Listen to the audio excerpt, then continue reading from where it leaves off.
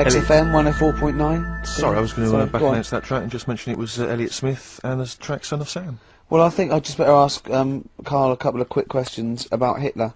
Then we can get on with our lives. Okay, yeah, we can tick that particular box. Yeah, put that. Yeah. Okay, Karl. Put that particular dictator to bed. It's week 3 of his education. You've nailed Rasputin and Che Guevara. I don't want to lose complete sight of those. I'll maybe ask you a couple of those in the week just to see, keep your mind on it. But Hitler, tell us the story. What have you learnt? Do you want to ask some questions? No, not really. Just sum it up in a minute. What do you think? Can't do it in a minute. Well, can I ask some questions then? Where was he born? Austria. Tell us about his early life. Right, he was a young lad. Brilliant. What in his early life? Okay. Yeah. What's the name? His mum was his dad's second cousin, which is a bit weird. Yeah, that is weird. They had 5 kids. He's going, yeah, it's usually first cousin where I come from. Oh, that's unfair, isn't it? There's no need for that. There was 5 kids, but only 2 of them, including Hitler, including him and his sister survived. The others died at an early age. Okay. Right. Anyway, so they grew up, and the mum died and the dad died and that, and he thought, oh, what am I going to do? Because he didn't do well at school, didn't have many qualifications. No. Liked art. Did he have a GCSE in history? Liked art, right? And then, so he said, right, I'm going to go to Munich. I missed a bit out, actually. Jewish people were in Austria, he didn't really like them. Okay. He thought they got, special treatments and stuff, and just didn't like them. So he went to Munich, and he joined the army. Right. Yeah? Yeah. And he was in the army, and he got injured. Right.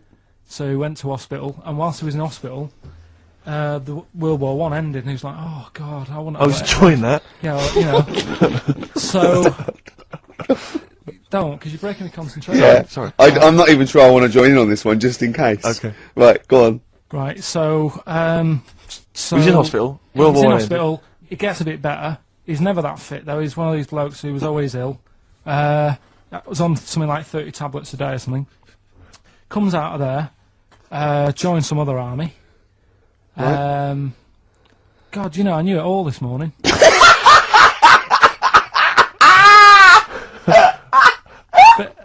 I can see it running to ground. I just see his face going, I'm not nailing the fact, am I? And joined another army, and he was Listen, let's try and help you. So here's a good bit. I remember this bit. He thought that war to men, right, was like childbirth is to women. That's how important he thought he was. All right. Right. So it's like, you fight for 9 months, and at the end of it, you own something, right? Yeah. So he goes on and all that. He's in Berlin. Yeah. And he's fighting his way through, like, trying to take over countries and that. And he does he do Berlin? Does he? Sorry, wait a minute. Is he Chancellor yet? What year is it? 35. Let's skip the kind of climb to power. Then he's now the dictator of Germany. Right, he's in charge, yeah. And this is when he gets his own back on the Jewish people and that, and he's got his own little armies, and he's setting fire to Jewish businesses and all this. And anyway, cut a long story short, Please do. He when he came to like fighting Britain, Yeah. came a bit sort of unstuck, Yeah. right? Started fighting. Not back. so easy, is it, this world domination, Adolf? Britain was there, France was helping out, Yeah. Americans were helping out. Yeah. So Well, oh God, so a bit late, but yeah, go on. he goes into a bunker in Berlin, Yeah. and it's all kicking off. Yeah. And apparently, like, Germany sort of surrenders, Yeah. says it's all over, forget it, we can't beat you. He was really annoyed with this, and he thought, oh, I can't show my face around here. So he Because it would be embarrassing. he's with his missus, who nobody knew was his wife, Right. Eva, in this bunker. Yeah. And so he said, I've had enough of this. He shoots himself. Yeah. She poisons herself, and the chauffeur buries them or something, or burns them. Right. And in all the time he was in charge, 50 million people died. So that's 1918 to 1945. Yeah. between... It felt like that. Between Travis and the Red Hot Chili Peppers next week. That's fantastic. That's remarkable. I have to say that you sort of lost your grasp somewhere along the line, because you started off confidently, but you lost your way. I've had a really busy week, and last night I was like whizzing through it. Sure. And then this morning I woke up, and you know, Suzanne had been away for about 3 days, right? Yeah. I hardly spoke to her. She's been busy, I've been busy. First thing to say when I wake up, oh, just ask me some stuff on Hitler. You are romantic. That's great. That's how stressful it's getting. But I knew it all this morning, honestly. No, but that's fine. I think you've summed up the, you know, you've done that. Right, captured it in essence. just for a bit of balance, I've got your next week's homework. It's the same series. There's little books. There's tiny little books, just 3 inches long by 2 inches wide. Crammed with so much information. Though. Winston Churchill. There you go. You'll enjoy that. Yeah. I'm getting a bit bored now, though. This is what happened in school. Think of the listeners. Did really well in infants. Once got to secondary, lost interest. Was it the breakup between you and Harris? And Zoe. I wondered if you spiralled into something there. Yeah, because it's like all these other, you know, these men of history. They always had sort of things happen in their early childhood, didn't they? Maybe yours is the Zoe Harris dress incident. Well, let's just refer to it as the Zoe incident. Yeah. From now on. Yeah. Winston Churchill, the bit I left out in the Hitler story, Hitler was scared of this man. Yeah. And I can tell you something else about Winston Churchill. Go on. He said he can remember being in the womb. And he was born in a public toilet. Play a record. Oh, he's only gonna write it down for a whole fucking year. That, of course, signifies another reading from Karl's diary. This is the last one of both 2006 and on any podcast for a while. Let's make the most of it. Let's enjoy some of the wisdom. I also Karl think it's the Pilkington. last time ever he will make an entry in this diary, because you're not going to keep another one, are you? I don't know yet. I might just get a smaller one. But I found that since keeping a diary, I've gone out of my way to do more stuff. Well, you say that, but... Well, let's find out. Let's find out if that's true. No, I have. I read a bit in the news about people being injured while trying to cut open avocados. It's a food that ain't worth injuring yourself for. If it's a hassle to get into, leave it to the experts. I have never bought one. I have also avoided coconuts and pineapples.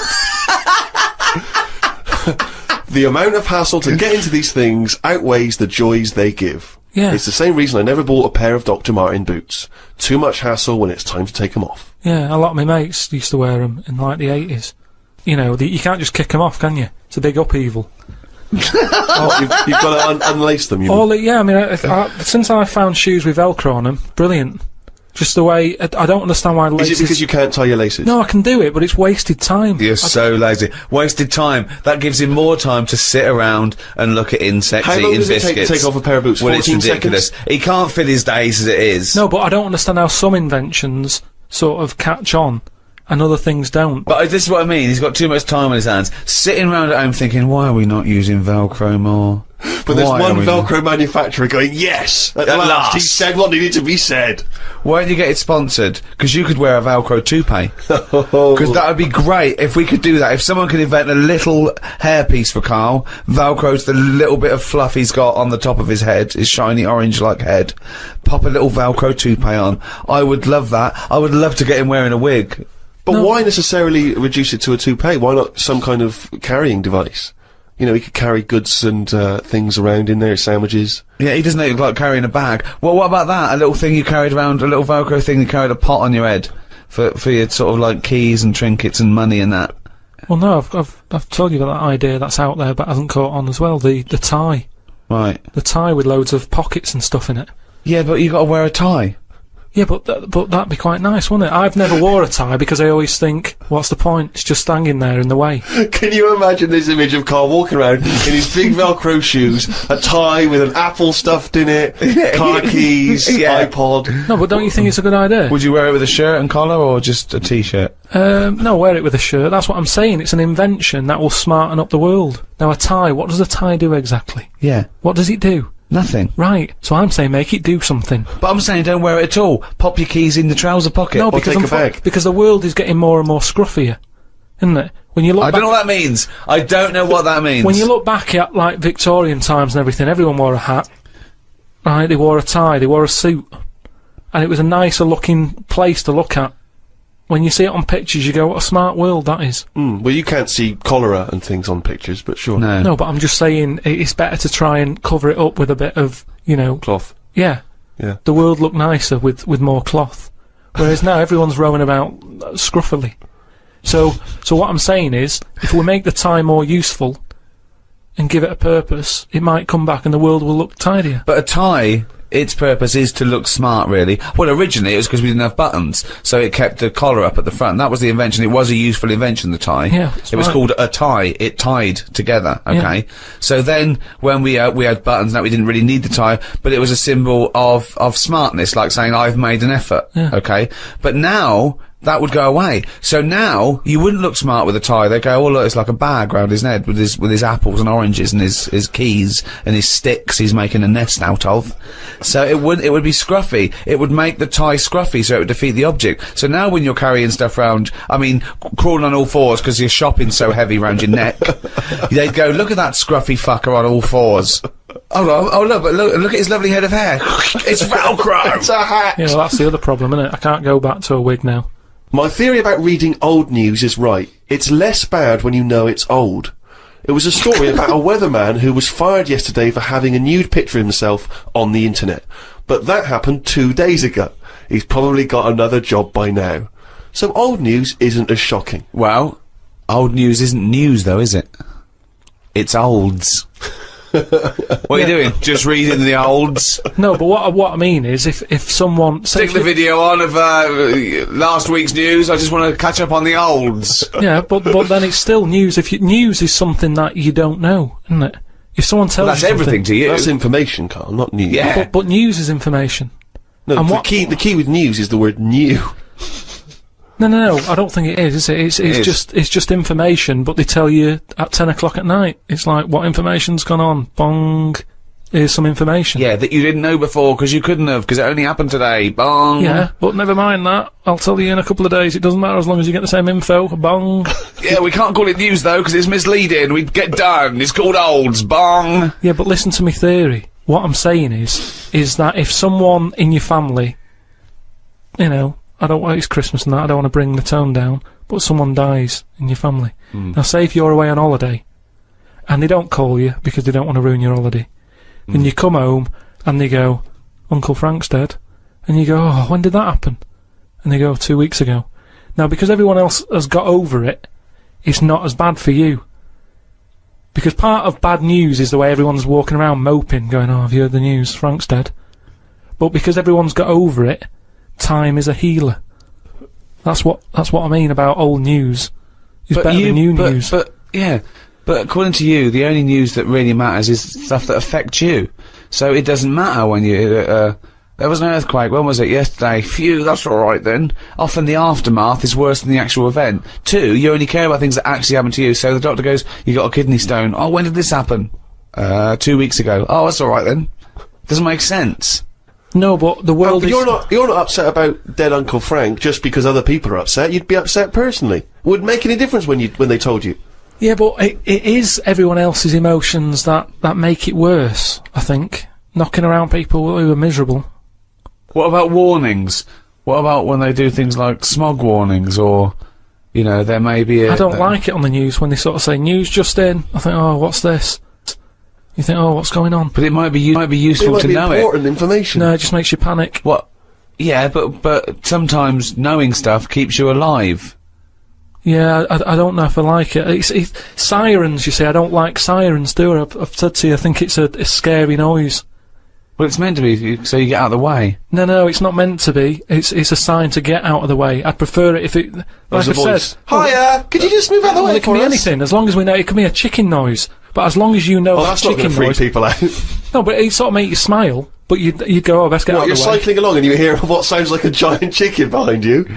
And you smile because you know that even though someone is burning to death, there's something clucking in my way. Do do do whack! Do do do do whack! Oh, that's probably a guy having a heart attack. Go into my mum and dad's today. I'll cut to the chase, Rick. They basically, we got about 4 pages where they drive to his mum and dad's. Oh, but Jesus I'll skip Christ. past that because it Yeah. takes fucking forever. Got there, mum and dad, his mum made him some dinner. The old woman next door, brackets, whose man was a witch. Just pop that in brackets. Just pop that in brackets. I think we've discussed that before, actually, the old woman whose man was a witch. Whose man was a witch. Yeah. Oh. The old woman next door has been worrying because she keeps seeing adverts on the telly about changing to digital TV. She's saying she doesn't want wires drilled into her walls because they'll make a mess. Me dad told her that it doesn't matter because it'll probably won't happen until 2012 and she'll be dead by then. He didn't say that to her, though, did No, he? he did. They've got, you know, she's old. It doesn't. She knows she's going to die. I mean, it's something we've all got in common. And he's right, isn't he? Why is she worrying about it? Maybe that's sorted it out. Put it into perspective for her. You will be dead when this happens. Don't be worrying about it. But everybody worries, don't they? You've got that little sort of hole in your head that you fill with worries. You know, everyone's got to fill that little worry hole with worries, and that's hers. Worry hole. Everyone's got to fill the We've worry never hole got with to assume worry. that there's a worry hole. A worry hole. Don't be filled with worries. I love the fact that, you know, doctors in a million years would dig this up and go, humans used to have a worry hole. Went to bed around midnight. Suzanne and I decided to sleep tops and tails, because it made me get a bit more room. Me dad had cut a bit off the mattress to fit it between 2 cupboards. It's amazing how much of a difference it makes just sawing off a bit of the mattress. You sort of roll to the edge, but the weight of the blankets keeps you in. This is like something from a Roald Dahl book. No, it's just, you know, you think anything, you can sort of trim anything, can't you? And it normally works. But with a mattress, I mean, he only took off, I don't know how long that is, but he's sawn off about that much on the mattress and then has stapled it back together again. Amazing. And it just makes so much difference. Of course it does, because a mattress is a very carefully designed object. Yeah, you wouldn't think so, though, would you? Well, you just would think if you had a it's full of fucking brain in sponge. your nut. Someone took his brain out of his worry hole? Oh, God. He sawed a mattress in half. So we decided to sleep tops and tails. It just gets stranger. So strange. Why? You did it to make the room nicer with the cupboards on either side. So he sawed a mattress in half. Well, not in half. Can you imagine how much hard it must be to saw a mattress in half? What did he use? What, a big electric saw? Well, it must have been, yeah, because there's a lot of springs and stuff in there. Jesus. So what happens to the springs? They just spring out the Well, sides. some sort of stick out a little bit, but you're not lying on top, are you? They come out the side. So it's just got a bit of gaffer tape and a staple gun. Unbelievable. Hey, man alive. It's like, Does he run it as a hotel? That's unbelievable. there are squats with better bedding arrangements. Well, we've had a bit of a bad thing in our house about mattresses and that, because when we first bought our first flat in Salford, you know what it's like when you buy somewhere, you sort of, you haven't got any money, have you, to buy extra stuff that you need. So, we bought a bed, right, but there's that rip-off thing with beds, where you buy a bed, but a mattress doesn't come with it, which I've never understood that. Because it's not a bed, is it? Without that mattress, it's not a bed. It's a car without an engine. You wouldn't go, there you go. Well, that seems cheap. There's no engine in it. So we bought this, like, you know, flat and what have you. And we bought the bed. And then, like, oh, we haven't got a mattress. So my dad got one from Uncle Alf. No, well, from that Uncle Alf fella, because he had one in his van that he used to use now and again. If he was, like, travelling round, he'd just kip in the back on this mattress. Amazing. A bloke who drove around in a van with a mattress in the back. So How Uncle terrifying. Alf, right? Well, tell me about Uncle Alf. Well, you know about him, he's the one who slept in a dinghy.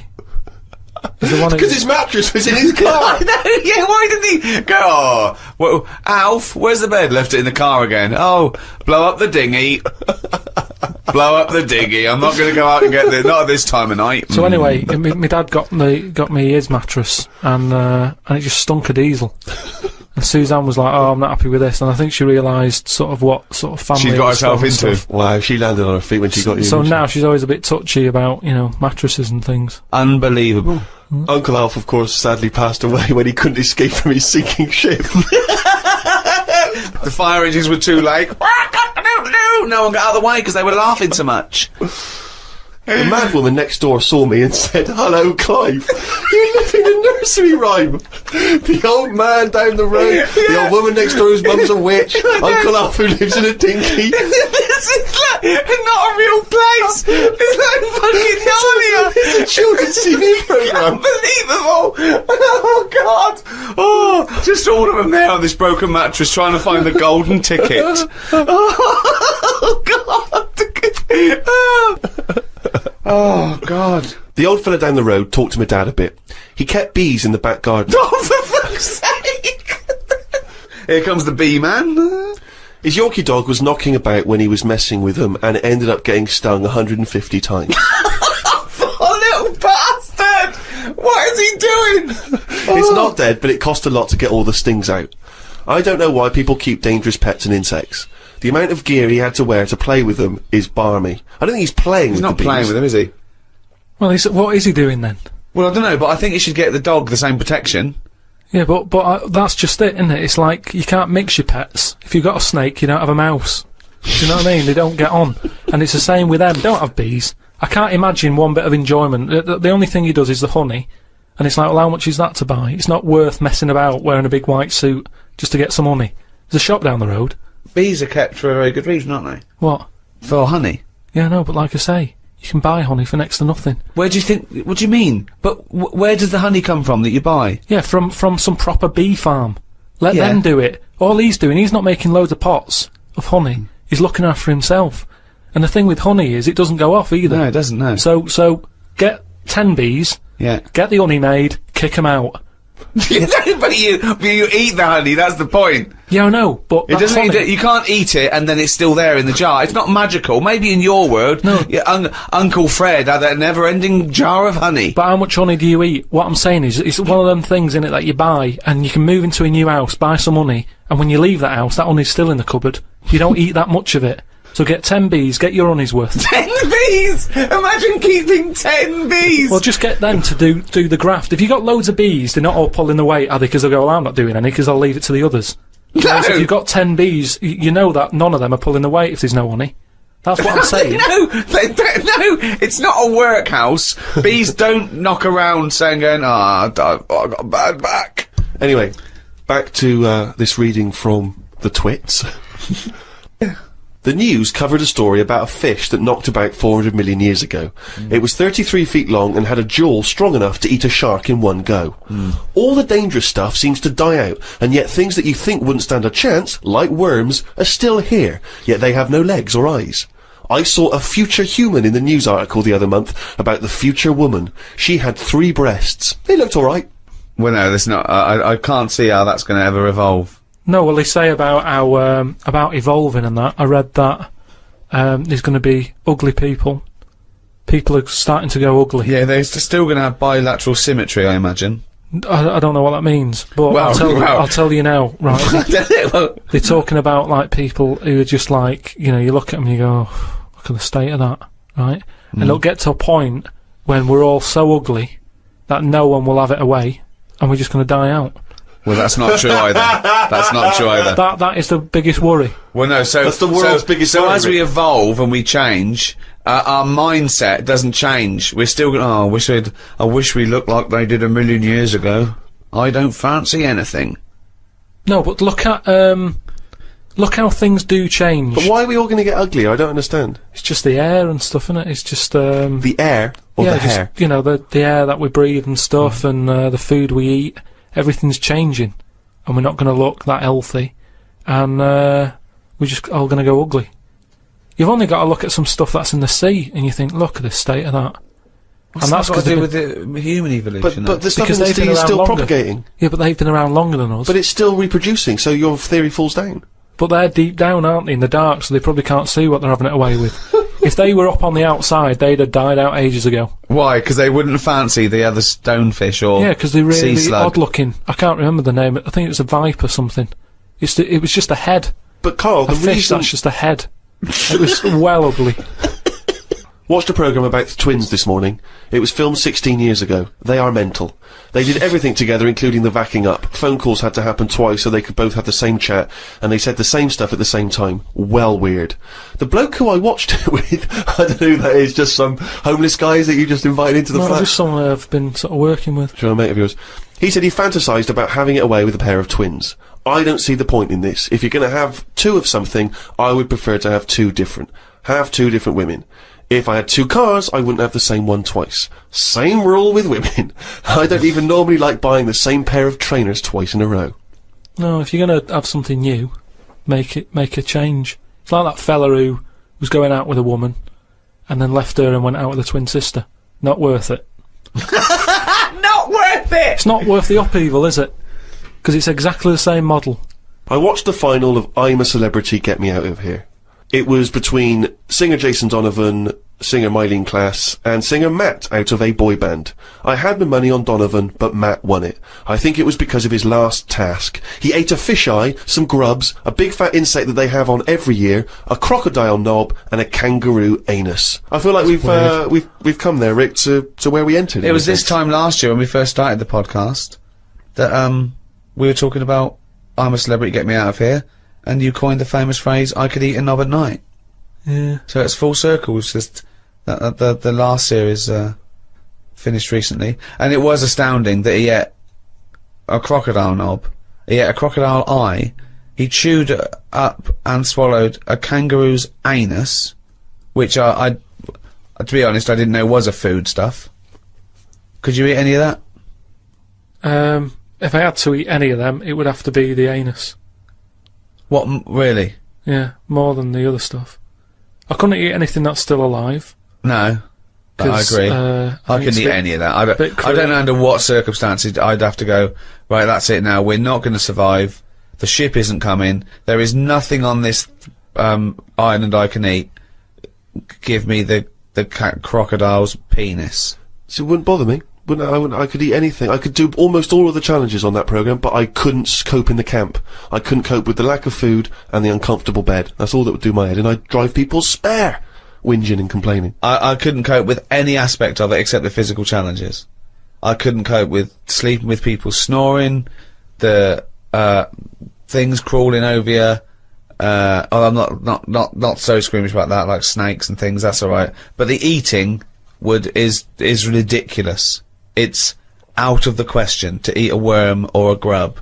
It doesn't concern me. I don't know why. I don't see really what the difference in it. The texture's probably the same as lots of other things. What would hunger do to you, though, do you think? Would you think I would change? Do you think, if it really was a choice, if someone said, and I knew I would die if I didn't eat worms... I think you would, yes. I think you'd complain and you'd whinge for a while, and you'd try and put it off, and you'd hope a ship would turn up. But when it didn't, you'd start chowing down on a bit of crocodile anus. But then where's the rest of the crocodile? Well, yeah, that's I a say good who's point. been eating that? How come I've got this? You know, you're meant to work together as a team in bad time, and yet I'm being handed an anus. Forget it. Let me starve. What was he talking about? When you're talking to a stranger, aren't you meant to keep it... Above the waist, Keep it... looking at his bollocks, keep it... to- erect.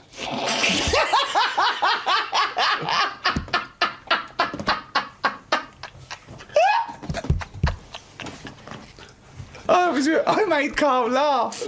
With me, Steve Merchant and Karl Pilkington. Well, Karl, you failed miserably. The scientist stuck away. Right, one more chance. What's happened in the last couple of weeks? Just one more chance to... What have you seen in the last couple of weeks? Well, like I say, I don't really watch the news and that, so Right. I can't tell them about that. But in a way, I think they're better off not knowing. I think that's the only good thing about being out there, isn't it? Not knowing about the bad stuff going on. Yeah. So I can't help them there. They don't need to look at the weather, do they? No, don't enough. No. But tell you about the Pope and that. Yeah, it's pretty extensive. What about the EU Constitution and the no votes? What do you make of that? What are your views? What's the problem there? Oh, this isn't. This No, but it's isn't, better- it's this better isn't not knowing. broadcasting, It's though, better is not it? This is knowing. nothing. Come up with something. Well, the Talk. fat baby then, the fat baby that they found that was on the telly. Right. Well, what was that? It's just a little fat baby. That Oh, for I don't know what. It's just a little fat kid and that. what? Tell what? It was on the telly. It was on the telly. And But that, what was on the telly? You just said fat baby, fat baby, fat baby, fat baby on telly, fat baby on telly. You're meant to be telling them what's happened in the world. Tell me about the fat baby on telly. It's just they've found some. There's this illness called Momo, right? And they've just got this woman had a kid. It's really sad. It was on Channel 4 and that, right? And kid's born. You sure it wasn't Jimmy Carr? Kid's born and that, right? Momo? It's called Momo. Isn't that yeah. that Black Music Award? No, right, little fat baby and that, and there's only 3 of them in the world. These little fat babies. Right. And So one of them... they're in danger. How fat? Are you not telling what do you mean? How fat are they? 6 stone it was only 2. And there's 3 of them in the world, and there was this one, and there was one in Brazil. Are they like No. endangered? Is that the problem? Because there's only 3 of them in the world. I don't Are we know. worried? Is it like a conservation campaign? Hunted for their flesh. No, it's sad. If you, I know it's easy to You joke shouldn't on laugh, that, but but if you you've could make seen an it, you'd interesting go, oh, it's a handbag. bit sad than that. Well, I haven't seen it, and I know nothing about it. Well, I've told you, there's 3 of them in the world. Okay, what else was on telly? The It's more attitude, it's more Keep it mood. real. Yeah, exactly. If you don't Yeah. get hung up on the script. Hi, Ricky Gervais, Stephen Merchant, and Warwick Davis on the set of our... That's fine. Hey, but I'm just doing something. That's fine. Oh, sorry. On the set of our sitcom Life's Too Short. Me, just a little bit. It's fine, it's just for a press It's really launch. important, okay? Coming soon to BBC Two. It's sort of like a cross between The Office and Extras, really. It's a fake documentary and a backdrop to sort of media and... Anyway, I don't want to spoil it, but yeah, coming soon. 2 skim milk lattes. Thank you. Stephen. Cheers, man. Yeah.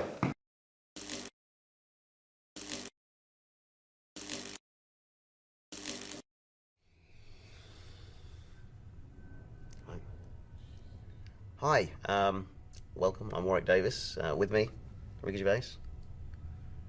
Am I not leading this? Because I'm just doing like you do, and that's my website. No, you are, and it's brilliant. Well, you're supposed to go hi. Yeah, you sort of say acknowledge that, and then I was waiting. You were ready for that. Okay, start again. Hi, welcome. What's that? Don't say hi, I mean, after the first word. Okay. Think what you're going to say, and say it. Articulate. And be warm. You do plenty of Right. Did he just answer back then to Ricky Gervais? Sounds like it. Sounds like Hang on a minute. Ooh. Okay. Listen, let's I've been in the business 30 years. How long have you been acting? That's a fair point. He's got you. Thank you. Hello, I'm Warwick Davis, and welcome. Ooh. Would I say viewers? I'm not sure. What are you if I asking say me for? I haven't been acting as long as you. Hang on a minute. I mean, what is my opinion Let about me it? get this together. You've been in the business 30 years. Hello, thought readers. Do you have? Yeah, readers. Well, you seem to know it all. Fans. That's good. Isn't it? Ooh. Don't look. I mean, look at me. a mistake before the first word. I mean, that's got to be some sort of record. Don't even look. A mistake before he opened his mouth to speak. Yeah. That's amazing. Listen, you've done all. What have you the- been doing in these 30 years in the business? Yeah. The catering. Good one, I've Steve. never stooped this low. Tell me. Right. Just don't say anything You must have stooped. until I introduce you. Okay. Hello, I'm Warwick Davis, and welcome to warwickdavis.co.uk. I messed that up a bit. Yeah, a little just bit, minute yeah. ago. No, just very one aware more of go, one more go. timing. Yeah, no, it's fine, it's fine. If he wants to plug his own stuff via the BBC, that's up to him. But get it right. You've got one more go, okay? Hang on. Okay. All you got to say is who you are and Yeah, the that's what website I'm you're saying. plugging. Yeah. Okay, well, that's easy. But I mean, it's kind of obvious if they're on my website looking at this, they know who I am, don't they? Well, this might go on YouTube. Okay. Look. Back to me. Hi, I'm Warwick Davis, and welcome to my website, warwickdavis.co.uk. So close. No, what are you doing? What's that finger? Don't be in my eye. So are they on the website or not? You No, said they're you- already there, Well, yeah. when you said we'd do something to plug the website, I didn't think it'd be on the website. So is this on No, YouTube? it's for my front page. So this is go on your website. Pride of place. So you're really using us to plug your... What are you plugging on the website? Merchandise. Is it? You're not selling Well, no, but stuff. that's- It's not commercials because I don't do commercials. Okay, I'll skip you. I do when commercials, you, but you okay, can't just when you afford me. pan, I'll go with me, Stephen Merchant. Just go straight past that and then come back to me again. Okay, that's what we'll do. You don't have to be involved. Are you all right with that, Stephen? Sure. Thank you. Well, he's You're sort not of- even in it. We don't need to. You're not obviously non-commercial. We don't have to Okay. involve you, so that's fine. We can blur that or something. As it goes. Hello, I'm Warwick Davis, and welcome to my website, warwickdavis.co.uk. Put my website. There's a little P in there. Welcome to my website. Welcome to my website. Shut up. Hello, I'm Warwick Davis, and welcome to my website, warwickdavis.co.uk. With me, Stephen Merchant. Barclays Bank. Thank you very much indeed. And I think we might have an exclusive clip of my new, well, not exclusive, probably just whatever they had left over, of my new series, Life's Too Short. Well, have you got that? Because you got asked permission. Now you've come into it. Now you're into it. Well, yeah, but have you asked my permission to use that clip? Because Well, sort of, Stephen, you're all right with that, yeah? well, How much am I getting paid? No, don't let me down now, man. It's to help promote the thing that you're involved with as well. okay. Okay, no, we can just cut into that. Ooh. So here's not exclusive. I don't want to do that. So here's a clip.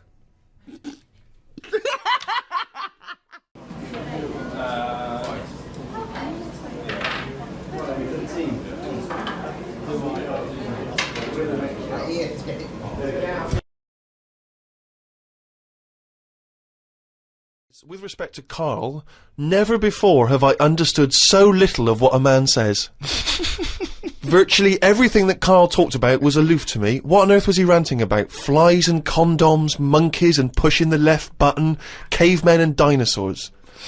And that's just some of you. I mean, let's be honest, if you are in America, I mean, firstly, the accent is probably a problem. But that is the best write-up we've ever had. Yeah. Flies and... Imagine if you're a new listener, flies and condoms. What on earth does that mean? This one's from Kent Plummer from Nova Scotia, Canada. He says, Karl, he's wondering if you've got any personal mantras that you could pass along. For instance, he reminds us of Ben Franklin's famous mantra, waste not, want not. Who said that? Ben Franklin. What did he do? What was his job? Benjamin Franklin was a well-respected American politician from the 1800s. He was a sort of thinker, a philosopher, a scientist, deeply respected. Also a big political figure. He features on the dollar bill or the $10 bill or something. Yeah. So he's one of the great sort of American Enlightenment thinkers. And he came up with the mantra, waste not, want not. You must know waste not, want not. I mean, that's just... Do you understand the phrase waste not, want not? No, not really, no. What does it mean? You've never heard that? I think I've heard it. But I don't know. I've never used it.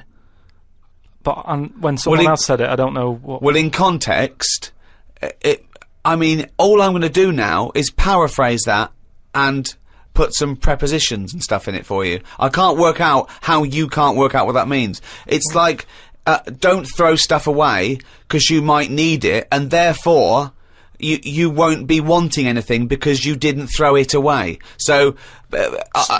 So he was a bit of a hoarder. Well, if you don't waste food, for instance, then you He's a bit of a hoarder!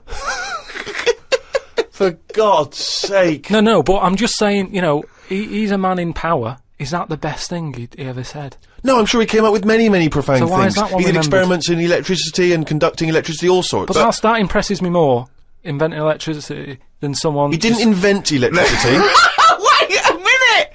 Don't impress you more than what? Just saying, waste not, want not. I don't think it's that good. It's not even catchy. What I don't understand is why he was the first person to sort of suggest, look, don't go chucking that out. Keep it. You might need it later. He wasn't the first person. Say that again. That is brilliant. Why isn't that catch on? That is amazing that you've just come up with there. That's poetry. How would you word it? I'd just say, whoa, don't be chucking that out. You might need that later. Don't be chucking that out. You might need that later. Karl Pilkington. Whereas some would argue that waste not, want not is perhaps a little bit more pithy, a little bit more... We should go through great sayings and phrases and say if he could... Well, firstly, does he know what they mean? And then secondly, can he improve them? That would be brilliant. We'll do that next time. Alright, let's see. Okay, Winston Churchill. Never have so few done so much for so many. What do you think of that? Do you know what that means? So he's saying... Well, it's with regard to the Battle of Britain and the pilots that gave their lives. Yeah, I'd just be annoyed if I was one of them who gave a lot for a few or whatever, right? No, gave a lot for so many. If you were one of those few that gave so much for so many, i.e., it means these few good men, their actions freed the world. They freed the world. They have an impact on every person in the world, and they were few brave men, and that's what he's saying. Yeah, but what I'm saying is, if I was one of them men who gave up his life, right, I'd want a name check. I don't want to be bungled in with everyone else who is saying a load of blokes gave her their lives. Well done on that. See you later. That's brilliant. Did you just say bungled in? Yeah, bungled in. Yeah. You made up a word. I don't want to be bungled in. You made up a word. See, that's it. You see, we've been looking for it. That's original. That's Karl Pilkington. I don't want to be bungled in. But anyway, we were talking about sayings and that. Right? Stitching time saves 9. Don't. I'm never going to use that. I don't think anyway. Okay. Suzanne. You're never going to understand it fully, are you? Suzanne repairs me stuff anyway. It doesn't really matter. But what about the one? About the one in greenhouses and that? People who live in glass houses shouldn't throw stones. Yeah. What? Does that confuse you? You've never understood that one? No, that's a lot clearer, isn't it? It's sort of saying, don't be chucking stuff about if you're surrounded by glass and what have you. Yeah, but don't forget, it's an analogy, it's a metaphor, it's not to be taken literally. It's not really just talking to people who live in glass houses. It's saying, hang on, sorry, before you say that, Rick, I'm intrigued to know if he's fully got to grips with this. Okay. Just give us your explanation again of what you take that to mean. Well, just don't be chucking stuff about. Really? So, well, if that was it, they just say that. No, but that saying's been around a lot longer than we think. That's when people probably did live in basic glass houses and stuff. No, whoa, what they mean now. Now who's ever lived in a glass house? So cavemen went from rock to a nice crystal structure, did they? What are you talking about? When did people live in glass houses? What they mean now, when that saying's used now, they mean sort of, plasma tellies, ornaments. No, they don't. They're saying don't chuck stuff about because No, you'll break it. No, it's not about damaging your own property. They don't mean you're inside the glass house throwing rocks inside your own glass house. It's a metaphor. It means don't be having a go at people if you yourself have got more to lose. Do you know what I mean? It means it could be anything. Don't start a war where you could come off bad as well. It's about how fragile your situation is. If you live in a glass house, metaphorically, don't throw stones at someone else, because when he throws it back at you, your house is more easily damaged than his. Again, metaphorically. It doesn't mean that if you're living in a glass house or in a house with other precious objects, you don't, in your own home, throw bricks about. Because that would be a very specific audience that I was trying to reach, that phrase. I mean, let's be honest, what kind of a mental case? Do you know what? I think we've got the crux to this, right? I think I can answer. Right. Karl, what is an analogy? It's sort of like a little story told quickly. Isn't it? It's a little story told quickly. To what end? Well, it depends what the story is. Okay. Give me an analogy. Well, for me, I thought a one with the greenhouse. Yeah.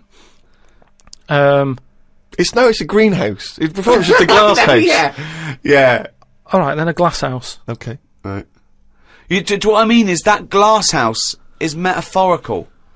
It's about the fragility of your situation as compared to your aggression or your... You see, I just prefer sort of, what you say is what you mean. So people who live in a glass house have to answer the door. I don't know what that means. I don't know what that means. I mean, because you may be a genius, because I don't get that. People who live in glass houses have to answer the door. Okay, let's hear his explanation. Because the people knocking at the door will be able to see you, because it's a glass house. But what... But you literally mean it, don't you? There's no analogy there or metaphor for you. You literally mean, if you live in a glass house and someone knocks the door... So there's no hidden meaning there, is there? Well, normally... Couldn't that also... you have to add a number of other things, other caveats. Surely, if you live in a glass house, don't walk around naked. Yeah. If you live in a... These are literal. See, if you... Now, you could actually make that into quite a nice...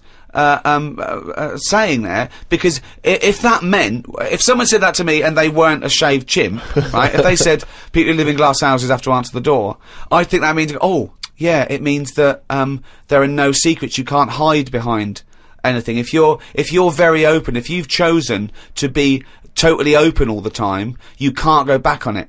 So people, if you wear everything on your sleeve, if you shout around and you tell the truth, and you can't go back on it. They can see through you. It can mean that as well, yeah. Oh, okay. Oh, that's handy. But just the idea that in your head there should be sayings for people who live in glass houses. Who is it that's living in a glass No, house? well, I'm not talking about them. It's just that if everyone else is bringing up about these people who are living in glass houses, let's get to the real problems they've got. He still hasn't got to grips with the idea of the metaphor or the simile. People who live in glass houses should live near a glazier. Right. Well, here's another saying, right, that I learnt recently from a mate, right? Oh, there's an elephant in the room. Okay, I haven't heard that one, but explain it to me. It's like when something's going on in a room, right, but no one's mentioning it because everyone's a bit too sort of. But in a way, it's better that it's out. It's like how whenever we go out for something to eat or a drink or something, it's normally after about 5 minutes the sort of topic gets onto the shape of my head. Yeah. Well, Right. I can't resist the shape of your head. Right, so you're happy It's talking not just about the it. shape, though, is it? It's the state of it as No, well. but what I'm- outside and in. But- I mean, it's a fascinating little objet d'art. His what- head. but what I'm it's perfectly round. It's got no hair where it should have.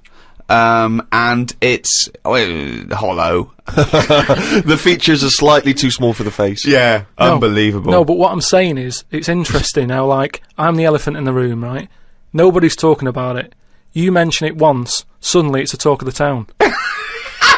It's what I mean. Everybody starts joining in, going, well, yeah, it is round, but it does suit you. And these are people who I don't even know sometimes, and they're all dipping in. And that is an elephant in a room. So you don't want people to discuss the shape of your head or the lack of hair. You would feel better. You would feel happier that they didn't mention that. Sometimes I think it's better that it's out there.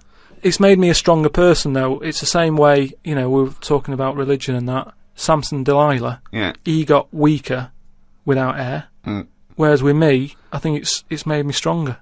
Because, it's almost like it's treated like a disability. Everybody's sort of mentioning it and talking about it. What's it like having a bald head? And, you know what I mean? So it's made me stronger. But would you ever wear a wig? Not really. What I was mean, a long wig like Samson?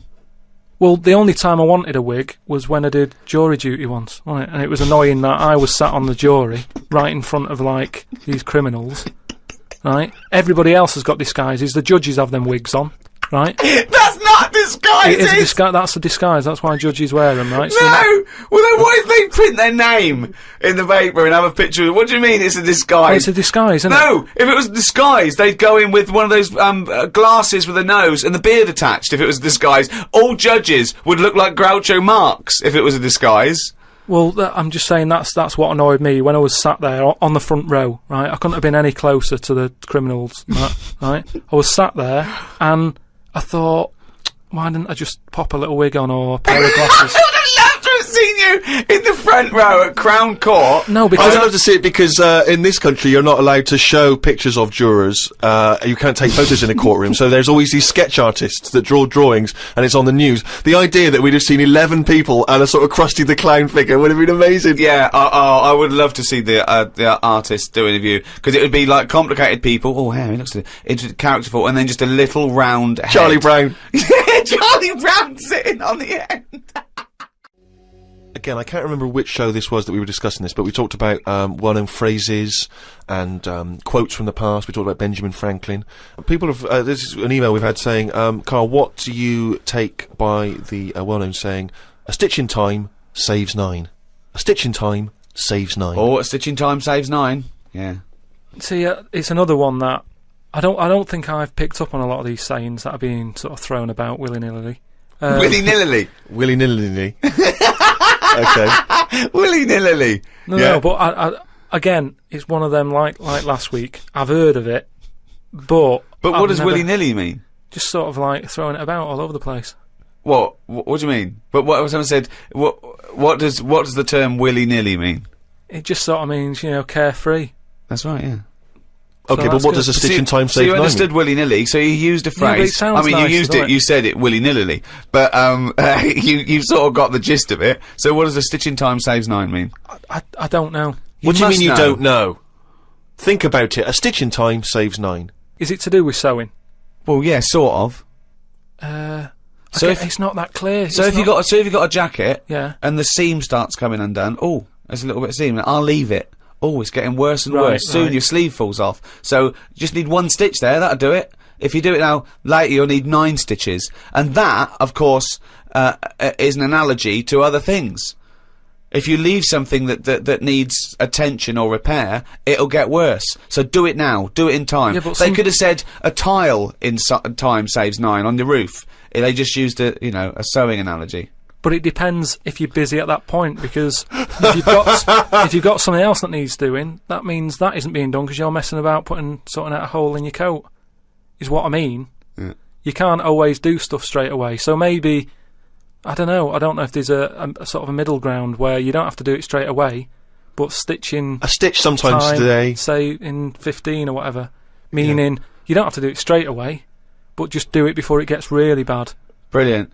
Do you think yours is less poetic than a stitch in time saves 9? So yours is, this is what you wanted to be a quote, right? Where, well, you could do it now, but if you're doing something else, then, well, don't do it immediately, but do it soon so it doesn't get really bad. Karl Pilkington. No, but it's the same. That's the same way I treat most things in life. It's like I never go to the doctors unless it's really bad. That is sensible. That is very good advice. No. That's brilliant advice for anyone listening. Never go to the doctors. Unless it's really bad. But that's why a lot of people, particularly working class people, die because they don't want to bother the doctor, or they're mildly embarrassed, or they don't know symptoms, bad symptoms. Go to the doctor if you're not sure about something. Like you were terrified to go and have your prostate. Still not doing it. Why not? I wish you wouldn't talk about it, because now Suzanne will listen to this and she'll go, "Oh yeah, you haven't been," and start dragging it up again. But why are you worried about a qualified doctor? I don't know what they're doing up there. What they What just year pop are we in? They. What are you talking about? They pop their finger up. That's what I mean, though. Why? Well, it's 2006. Yeah. Why are they still using the index finger?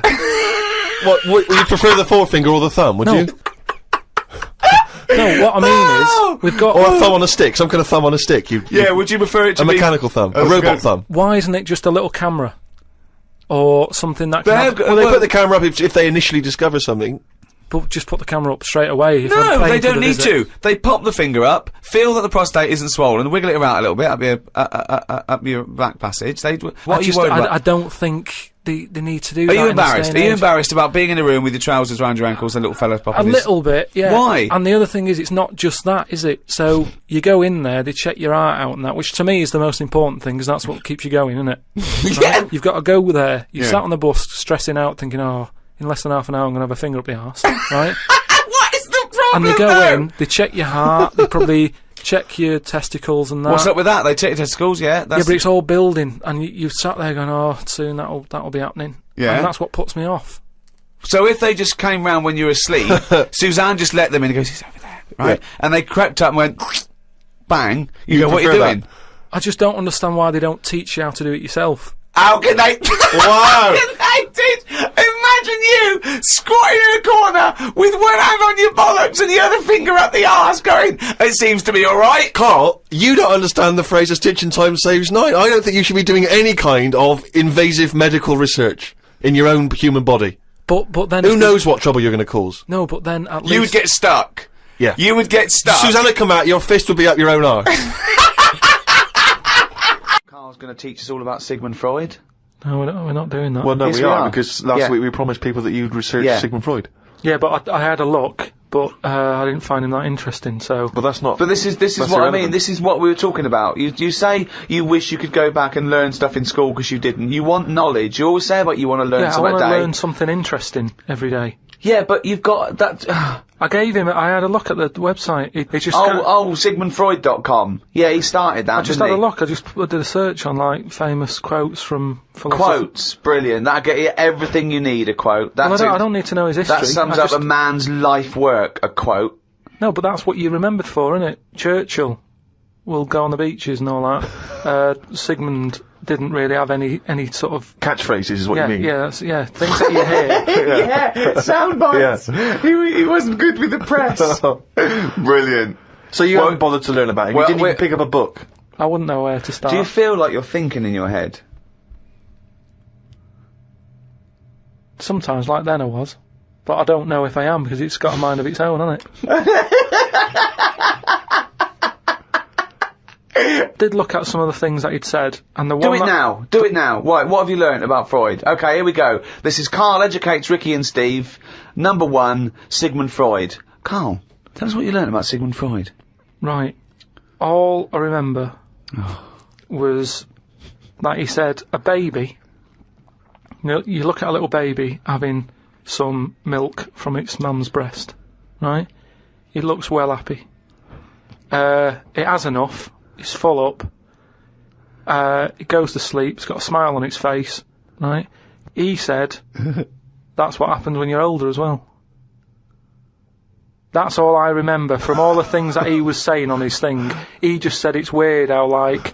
It's like... Now, to be fair, Rick, that is obviously in translation. Yeah, I know. From the original, so I don't want you... No, I'm not having a go at Freud. You know. I mean, Freud has been discredited on some issues, and we've moved on with experimental psychology and But that's the one that was interesting. I don't quite follow... So what do you take from that? Explain that to us in layman's terms. I don't know. Well, that's pointless. Without application, knowledge is pointless. But it's not knowledge, is it? He's just saying drink milk all your life. It's good for you. No, he's not saying drink milk all your life. What is this? Is this an advert he's doing now? He also came up with go to work on an egg. Yeah. Oh, Christ almighty. But like I said, I wasn't that impressed by his work. So unbelievable. Karl is allowed to vote. I know. He's allowed to cast a vote in this it. country. It doesn't make sense. Yeah, no. I wish I hadn't. I've only done it once, and look what happened. I got called up for jury duty.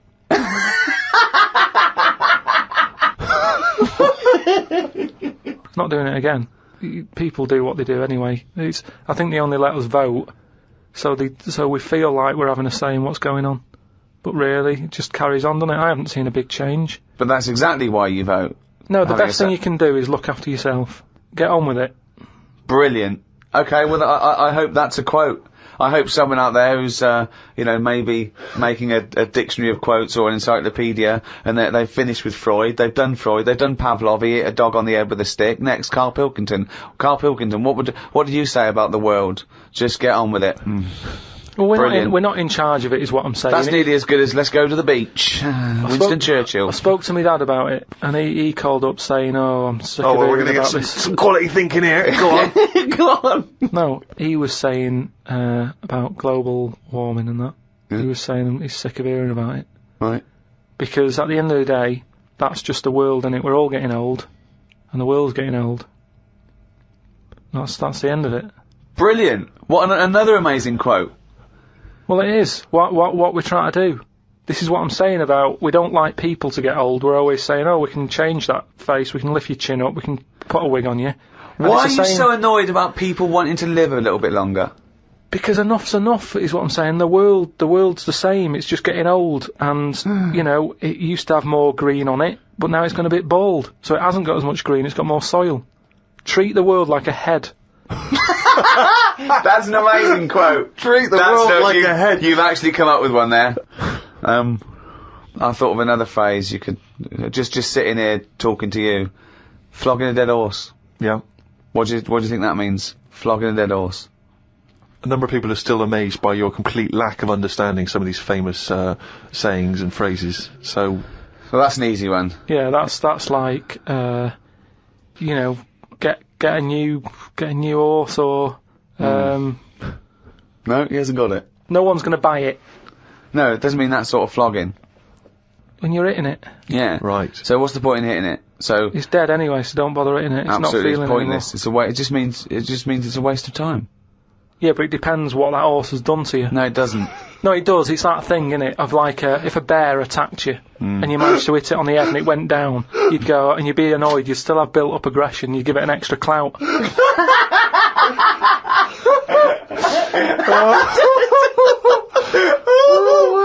Unbelievable! That's extraordinary. I don't know who's compiling this book. Sometimes it's worth flogging a dead horse if he did something to you, if he annoyed you.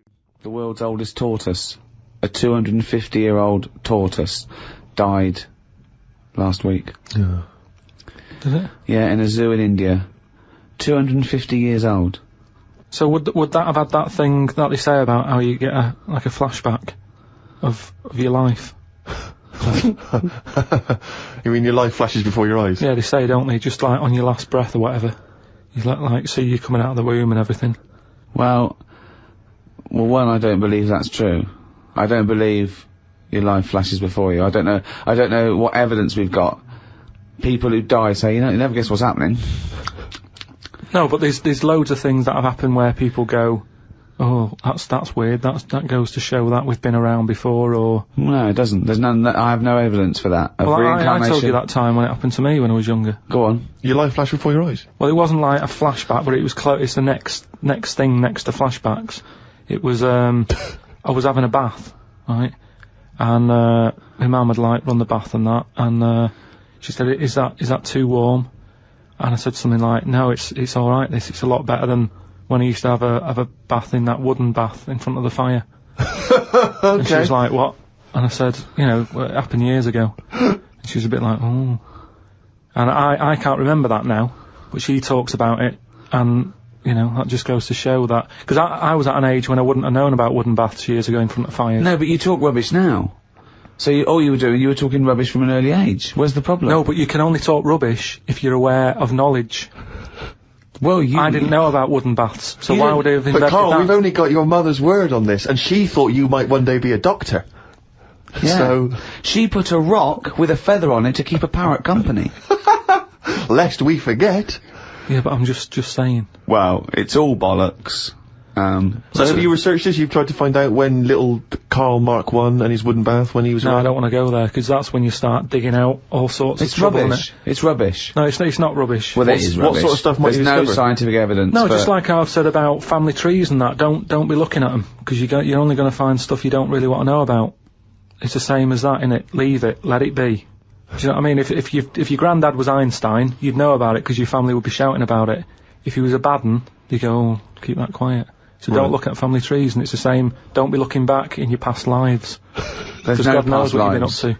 Well, Karl and the wooden bath. Proof. If Karl proof be needed. Pilkington, live on air, talking shit again. but this taught us. So if that's And also, its flashbacks would just be, the same wall. I mean, it basically spent, I don't know how many years, in a cage. It was in the zoo, so, it died of liver failure. Which is a problem if you're a tortoise, because with us, they can cut you open and have a look at the liver. With that, it's going, forget it, we're not getting in there. It's like you when you didn't want the plumbers to knock through the tiles to check out the piping. It's the same with the tortoise. If it's a liver, we're not going through that. It's not worth it. If it's your head or your feet, we'll have a look, mate. But we're not looking at internal organs with a giant tortoise. why not? 'Cause, what do you mean? Well, How do they can't you drill into those things? It is only a shell. That is easier to replace than skin. Carl, I was joking. You can't do a liver operation on a tortoise. Why not? It's got all the same parts, hasn't it? All the same body parts and that. Well, I think that's the point. Well, not really, but yeah, it's But loosely better speaking. ones in a way, because they live longer. So they're doing something right. Aren't they? Right. If they can live 250 odd years, our art can't do that. Right. Which is what I say about how a tortoise has got it right in a way, that it's taking its time on everything. We're rushing about, getting stressed out. That's just, getting on with it. It's not rushing. It eats healthy, doesn't it? It eats lettuce and stuff. Yeah. So that's probably doing it right, but to be honest, it's too much. I wouldn't want to live 250 years. Just eating lettuce. Let's not forget that all a tortoise does is eat lettuce. It's not like it's jet skiing weekends and then getting its lettuce on a Monday. That's all it does is eat lettuce. Yeah. And that appeals to you, does it? No, I'm just saying that it must be doing something right, though. Of course it's doing something right. Because it's living 250 years. But all animals do something right, however long they live. Mayflies live a day, but they're doing something right. Well, they're not, are they? They haven't got a chance to learn how to do it right. And then they're dead. It's, that's from one extreme to another, isn't it? That just seems a bit mental to me, that living a day. I wouldn't bother, so forget it. Could you be bothered? You don't, just as you get to know someone. Yeah, another mayfly. Yeah, but I'm just saying, if we had that, if that's how we lived our lives, you wouldn't have a chance to make a mark or anything, would you? It's just... Would you try and pack a lot in that day? Disneyland, whatever. No, I prefer to make it miserable, so I don't miss it. If you know what I mean. But I was thinking the other day about, your body and everything, because it is amazing, isn't it? How it works. Oh, yeah. Does the brain control you, or are you controlling the brain? I don't know if I'm in charge of mine. Nor do I, There's a surprise. Nor do I, No, do you know what I mean, though, by that? Does the brain control you, or do you control the brain? Like, don't you ever sort of think sometimes? Say if you're making, But you are the brain. No, but I was making a shopping list, right? Going, right, I need some rice, kidney beans, and I thought I had everything, and I sort of was rolling up the paper, and then something went, oh, an onion. Your brain did something that. went an onion. Was it Suzanne? No, well, my brain sort of went, you forgot something. Yeah. I didn't think I'd forgot. No, you are your brain. No, but don't you understand? My brain was I was in control of my brain when I was writing down rice and kidney beans. But you're not in charge of the onion. That's another part of the brain that's in charge of the onion. The onion sector. Yeah. No, but I'd put the paper away, putting my coat on, ready to go, ready to go and get the rice. Yes, but your onion lobe kicked in. What, so you put the paper in your pocket, you got the coat on, then you just suddenly hear Then from it nowhere, was just like, onion. Yeah, I'm not even thinking about that shopping list. It's in my pocket, I'm thinking, do I need my gloves, it's cold out. Yeah. Suddenly, onion. And it was like, oh yeah, onion, yeah, I had to get the paper out. So what I'm saying is, who's in charge? The brain, the mind, the brain is the... What are you doing? Who's in charge? That's just, you forgot the onion and then you remembered the onion. You must have forgotten things in the past. No, but not like that, not where... Like, it just made me think, that was weird, who reminded me of that? You did. Yeah, but I'm not... No, you are your brain. It's not like there's you, then there's a brain, then there's an extra one looking down at it, the meta brain, the thing above it. No, but your brain... How does your brain work? You give it information, don't you? Well, it takes... Do you mean you give it information? Well, if I sat in a room with nothing, not feeding it anything, it wouldn't know anything. No, but there's this thing there's two yous. It's this thing that there's Carl and Carl's brain. Yeah, there's not a duality in this. If you go, come on, now think. That's the brain saying that to itself. It's not, there's not two people in there having an argument come on, brain. And the brain's going, oh, don't you start, I was thinking then. And the other thing's going, brain, onion. And the brain goes, Carl, onion. You are your brain. If you are anything, you are your mind, your brain, your collection of memories, your personality. You're not what you look like. Does that answer your question, Carl? What do you think then? You were thinking of a tortoise on a skateboard then when I did that last sentence, weren't you?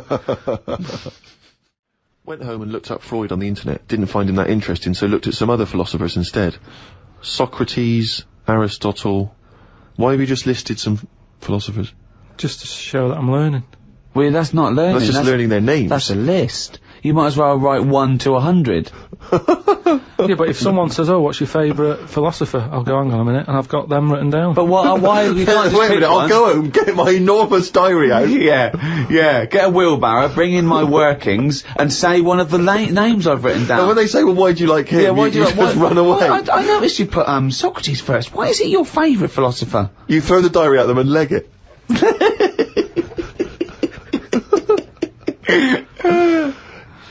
Oh, and then you go on to say, it's weird how names have changed, but then there's no other point there. It just is, isn't it? When you think about, like, Socrates, I've never heard that on anyone who I know, is what I mean. It's just, in a way... But you're not Greek, are you? But how did that go about back then? I mean, say if you were phoning someone up and they said, I'm booking a table for 2, they go, name? Socrates. Did he ever go, cheers? Without going, can you spell that for me? But I don't know what else point you're making. I'm just saying it's a name that's awkward. You're always going to have to go, can you spell that for me? You go, and it's not just him. Look at all them other names that are on that list.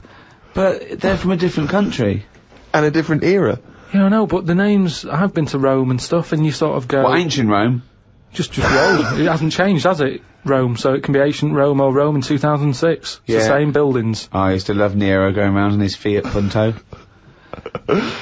Lao Tzu from years ago came up with some good stuff. 1, he who knows does not speak. He who speaks does not know. Not entirely true. To lead people, walk behind them. Yeah. And of course, the journey of 1,000 miles begins with 1 step. Yeah, did that. Just favourites.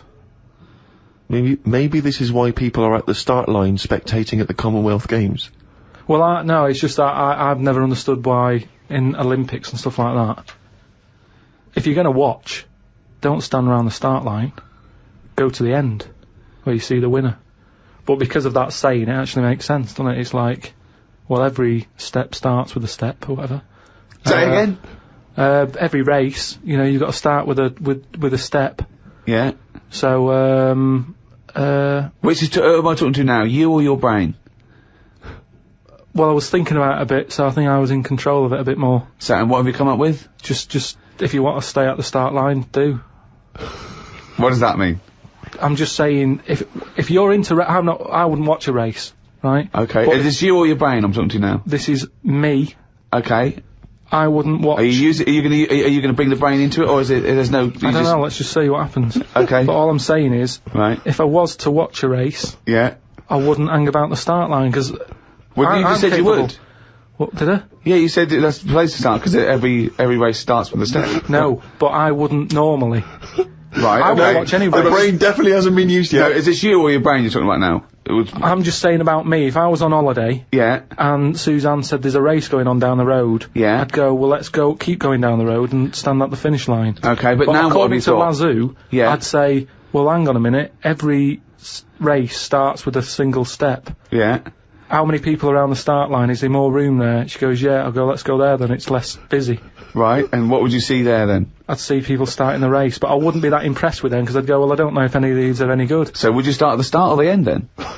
If it was down to me, I'd just probably stay at the finish line.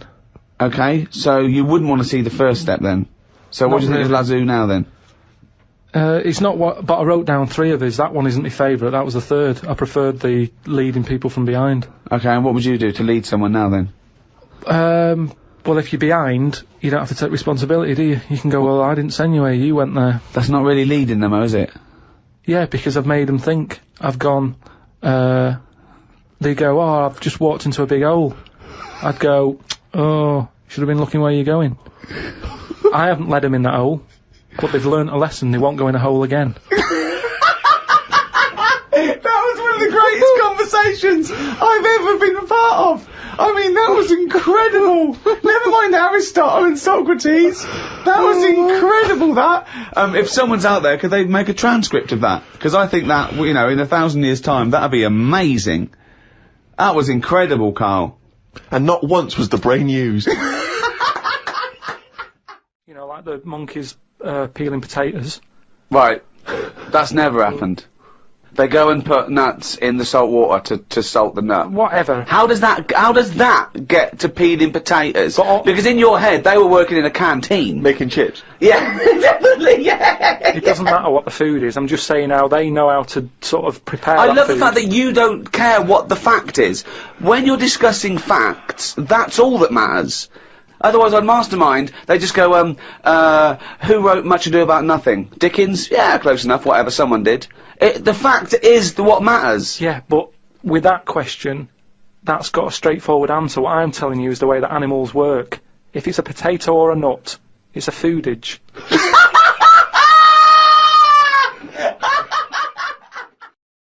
Do you know what he said to me the other day? This is unbelievable. This is one of the most stupid, incredible things I've ever heard. He was talking, and he suddenly stopped, and he was thinking about it, and he went, oh, I went, what? He went, you'd never see a black ghost. Extraordinary. True though, isn't it? I've never seen a ghost, full stop. There are no ghosts. There aren't ghosts. No, I mean when you just see them in, like, magazines and that. Play a record! This is a bit of a bigger issue.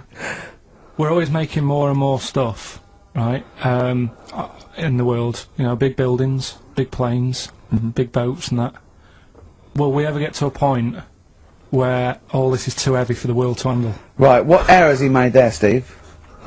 What physical, scientific error has he made there with that question? I can't begin to explain it. Carl, we're not getting the rocks from other planets. It's already here. It's like having a big pile of books in a room and then moving them over to the other side of the room and build a thing going, oh, can the room take it? I'm building a lot of things out of these books. What about plastic? Where's that come from? Other chemicals that existed on the planet. Yeah. Do you see the point? Hang on a minute, though. What about a little tree? You plant that as an acorn, it grows, Rick. That's bigger, that's more stuff. Yeah. Don't listen to him, Carl. He's patronising What you. about acorns and that though? Right, they grow from minerals and proteins already in our atmosphere or in our the mass of Earth. What about a cat, Carl? Right, you get it, it's a very tiny kitten, but it grows up and it's bigger. Carl, he's doing it on purpose. Elephants. Baby Elephants, they're very small to begin with, but they get bigger and bigger and bigger, and so they get heavier and heavier. Mind you, dinosaurs have gone. You know, but you Either a chimpanzee with a typewriter with an infinite amount of time, he would eventually, by definition, mathematically, type everything ever possible. Okay, or it's an infinite amount of chimps with typewriters, and one of them will type it first time. But already that's sort of that's not right. You either need to have What do one you mean? monkey. What? You mean let's hear his employment point. laws? He What do you mean can't- it's not right? let's hear him out, please. Okay. If it's one monkey Yeah. with a typewriter that's got loads of ink in it and that, right? At least it knows what it's done in the past. Don't. It's not. Keep going. Crime. If you've got a load of monkeys, it's like if you have too many. What's that saying about too many chefs? Too many spoil- chimps spoil the soup. Right. Well, it's the same thing. It's like, well, I didn't tell you to put salt in it. I was going to put salt in it, and it messes it up. Whereas if it's just one, they know what's gone on. So what I'm saying is, Honestly, leave him go. I can't be bothered. I want Steve. to hear- I want to hear the rest. This blows my mind. He doesn't know what this does to me. It's a mathematical problem. I want to hear the rest. well, it's just I just don't think it will happen. What I do you mean you don't think it'll happen? Infinity works it out for you by definition. But not Shakespeare. Oh! Shut up! You, know- idiot! Rick, do you know what he said to me? I said to him, I explained it to him, I said, God. you've got an infinite number of monkeys, infinite number of typewriters, they will type the complete works of Shakespeare. He Yeah. said, have they read Shakespeare? You're an idiot! Play I record, said 'cause no. I'm not having this conversation. Do you know Anne Frank? That's all I know about Anne is. There's no point pretending here Anne! that I know stuff. Yeah. Right. Well, tell us everything you know about Anne Frank. She was in a cupboard. Yeah, what else? If she didn't do that, I wouldn't know about her. Seriously. That's all I know about her. Yeah. So what did she do? But what how do you think we know we know about her cupboard because of her book, don't we? But hang on, what, in the bigger scheme of things, why was she in a cupboard? I don't know. Right. I honestly don't know. You don't know anything else about Anne Frank beyond the fact that, to quote you, she was in a cupboard. Well, what's she done then? You tell me. Why should I know more about her? Firstly, I don't think she was in a cupboard. She wasn't in a cupboard. She was in an attic. All right. Yeah. So what was she doing? She was hiding from the Tidying Nazis. She was hiding from the Nazis. But isn't that the first place they'd look? Sort of work from the top down. Oh, they weren't specifically looking for Anne Frank. They weren't going, where is she? Where's Franker? If she gets that book out, we are in a deep shit. We've got to stop the book. Imagine, oh God. Just Anyway. imagine if he was in charge. We did put him in charge of the country. Terrifying. Wouldn't that be amazing? Let him run the country. Just for a week. Or the mayor. What would you do if you were the president or the Lord Mayor of London or the Prime? Prime Minister Carl. I wouldn't do it like he's going to be offered it. It's a hypothetical question, Carl. No, but Suzanne was, alright, my missus, if you're a new listener. Your keeper, sure. Yeah, help her. She was watching the news, trying to follow some heavy stuff. And I'm like, The weather? Do you know what I mean? I just was like bored and I was reading about that mouse that had an ear on its back and stuff like that. So she said, well, you take notice of this. Should be, you know what Ricky and Steve are like. They try to teach you stuff and you don't even want to learn. So to try and get me interested in it, she was like saying, what would you do if you're president and stuff? Yeah. And I can't be doing with any of it. What did you come up with? You must What would have. your slogan be? What did you come up with? Did you come up with anything? I had a little, the design of it, right? I said I'd have like red and blue, to sort of, do you know what I mean? Both sort of major sides into one. Taking the best out of Well, both. that's broken the back of it. That's a pretty good manifesto so far. Anything else? What's on the second page? I had like, KP looks after me. That would be the badges, would it? Yeah. That's good. I'm a KP nut. KP looks after me. Yeah, brilliant. That's about as far as I went with it. What would you do? What about policies, transport, crime? Just law and order. Yeah, what would you do? How would you deal with crime? What would your initial approach be? Would you introduce guns? Should police carry guns? Nah. No. Nah. Would I have to worry about that? Okay. you're No, the Prime good point. Minister. Good point. No, what I'm saying is that, I mean, Tony Blair isn't sorting everything out, is he? No, but he has a say in most things. Does he?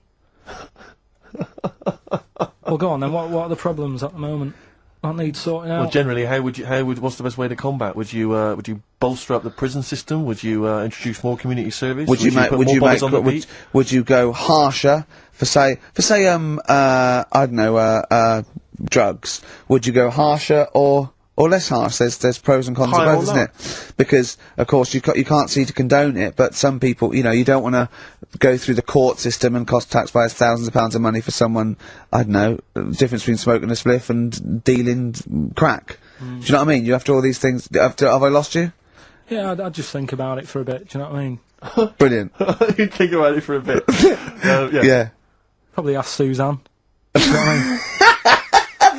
This is amazing. Get her help on it. Yeah. Now, what about the foreign situation? Would you have supported Bush in his war on terrorism? You're aware of this war that we had recently? Yeah. I mean, if I was new, though, couldn't I just say, look, new slate. Do you know what I mean? Let's start again. Yeah. Right. Of course you can. I'm in charge now. Let's see if we can sort this out. What would you do then? Then see what happens. Just leave Brilliant. it. Just leave Suck it and see. Brilliant. Brilliant. This is excellent. Now, So this is not really your jurisdiction. This is not really your area, but I imagine you'd have some powerful friends. You might have a say in it. Go on. Yeah.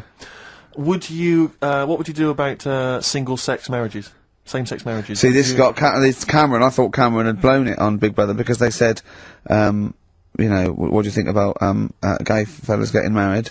And he went, no, in the Bible it says, a man and a woman. And I thought, oh, he's put off a lot of.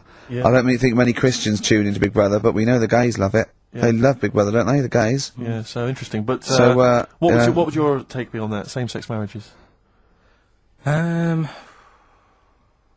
then what? Having a kid? Well, just let's start off with, Well, that's all right, isn't it? Do you know what I mean?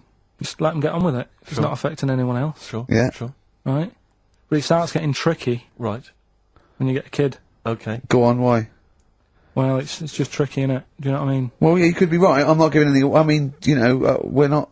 There's no right or wrong It's answer. alright if you were if you lived in the jungle, right, with no one else, Yeah. right, and you just had these two fellas, right, Yeah. looking after you, but because you got no one else looking in on that, saying, "Oh, you're a bit weird, aren't you?" Do you know what I mean? But Right. as soon as you come So, to, why have they got married? Do you think that gay people turn to a bloke because they couldn't get a woman?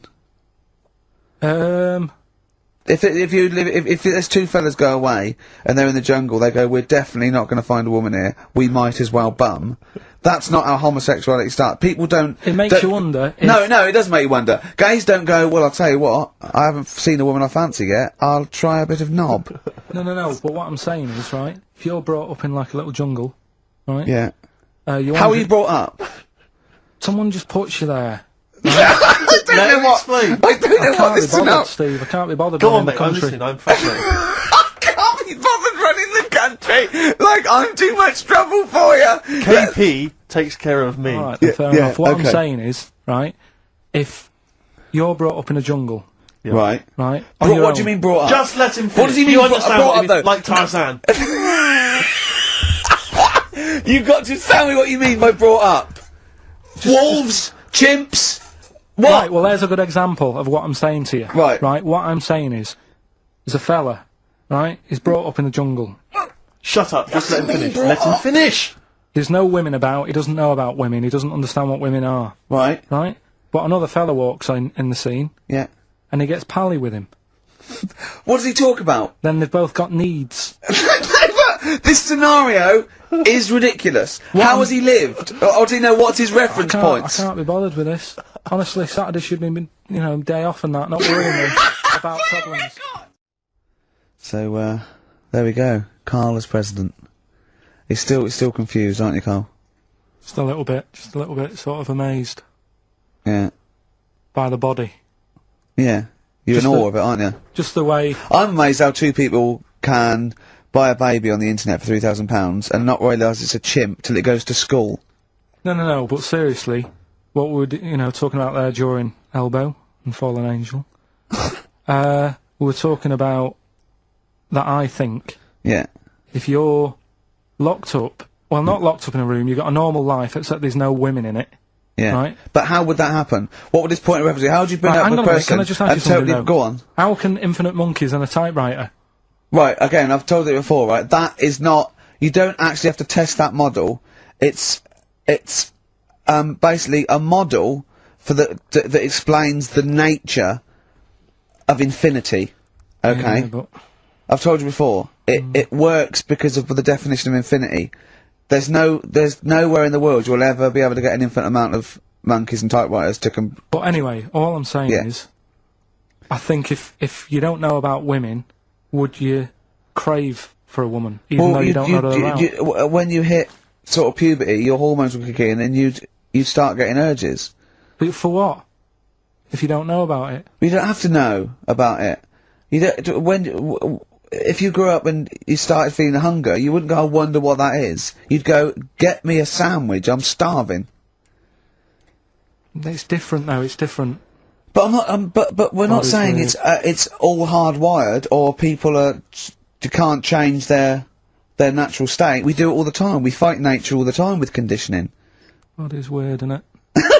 Yeah, well that's that one. I'll tick that. It's weird, isn't it? No, the body is. There was something. Yeah. Did you read that thing the other week about Man with two penises? No, we don't need that. We don't need that. Lawyer who got in office realised he was actually an orangutan and they just shaved him and put a suit on him from Hugo Boss. And the funny thing is, he won the case and the judge said, well, don't send him back to jungle. Let him set off on his own. Bodge it, wibble and podge. You'd make the best judge in the world. No, there's a fella. Here's a banana. Hang on. Here's something I've learnt, remember? Go Going on. back to like show 4 or whatever. Go on. What is it? The flea can jump over the London Eye? No! No, it can jump the equivalent of if it was a 6-foot man. It can jump about 6 inches high. A flea cannot jump over the London Eye. Yes, it can. Yeah, it can. And Tell your kids that. Carl. Oh, remember. Oh, a flea can jump over the London Eye. And an ant can lift 3 Volvos. It's a slightly truncated show, isn't it, today, Carl? We've got I don't monkeys, like I would it. trust. I don't like change, and that's what's happened. I'm not You happy don't, do today. you? You're like Rain Man. Yeah. He really is like Rain Man. Anything change, it's got to get in a little routine. You can't. No, I don't like to. I'm not like Suzanne's mum and dad and what have you, where routine cannot change no matter what. Like what? Well, we've talked about it where, you know, if it's a Tuesday, I'm having sausage, egg and chips no matter where I am. That's what they're like. Right. That's what they'll remember, actually. When I'm saying about stuff about Live 8 and all that, you know, people will remember. If people said to a dad, you know, you remember Live 8?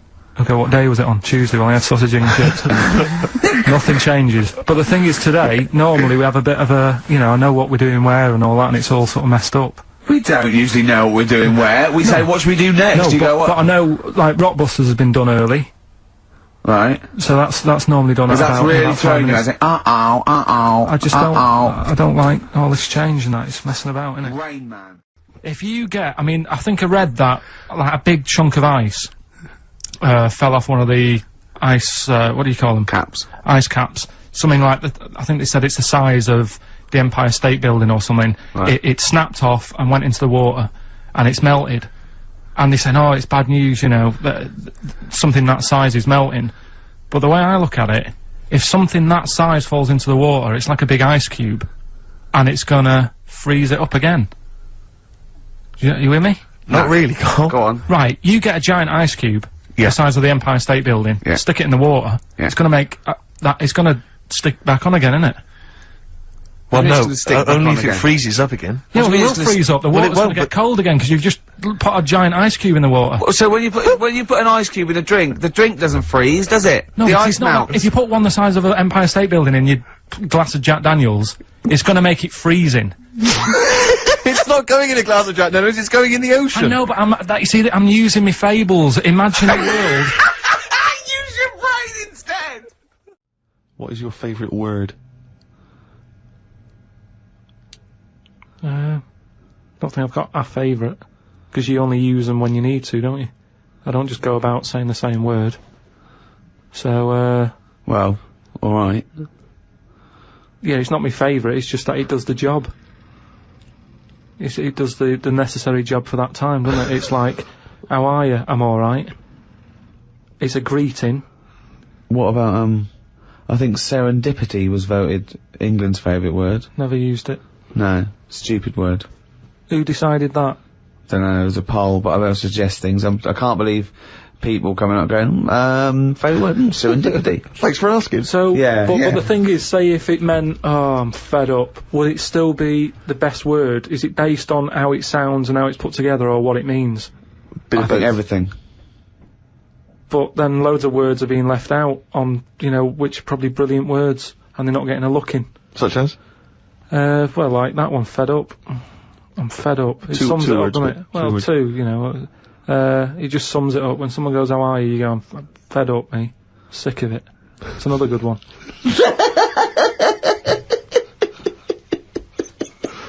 Oh, we get somewhere. Come on, some of your other favourites, right?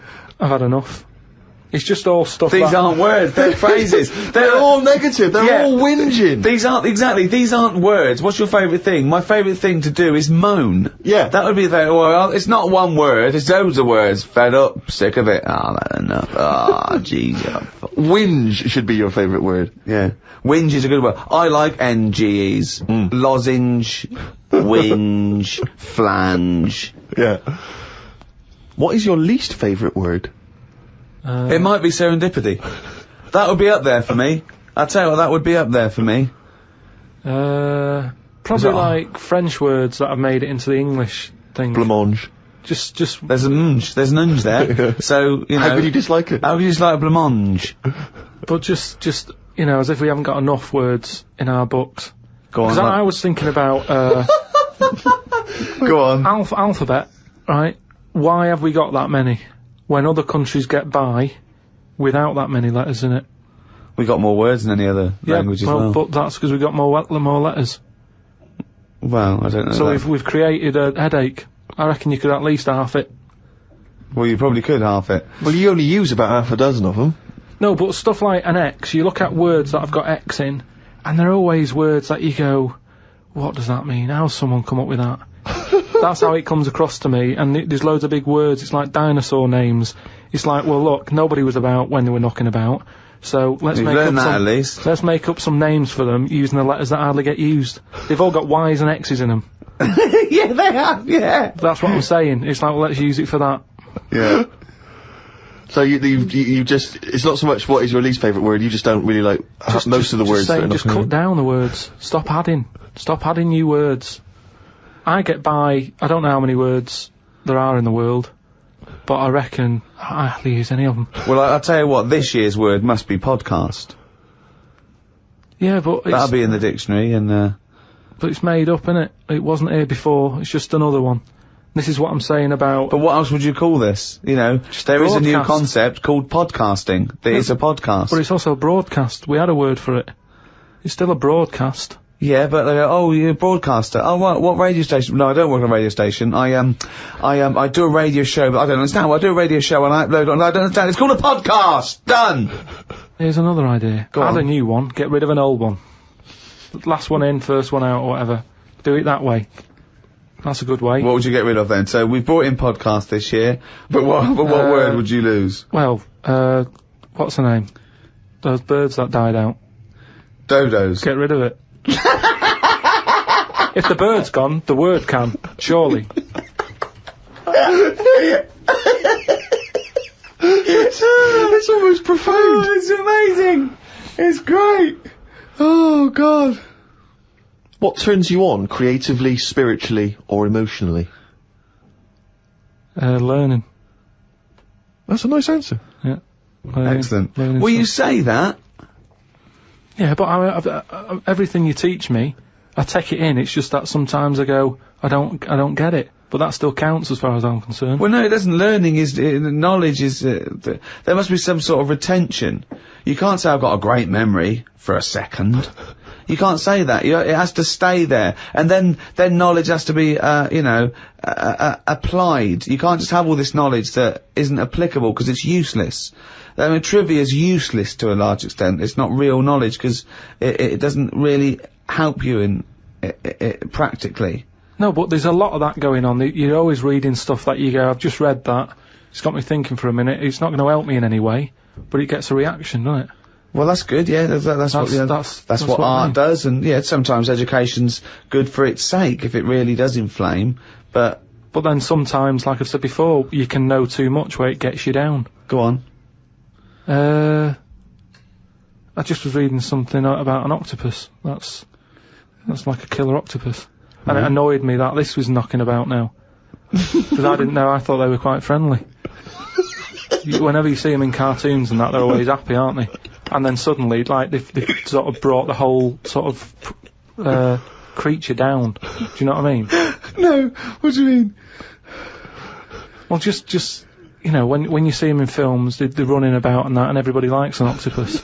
But this one that's on it was your fault really, because you told me about that frog that's going about killing people. No, I didn't say that. So I looked it up on the internet at like other creatures and stuff, and there's some octopus that's in the sea, and what it does, you don't even have to like threaten it.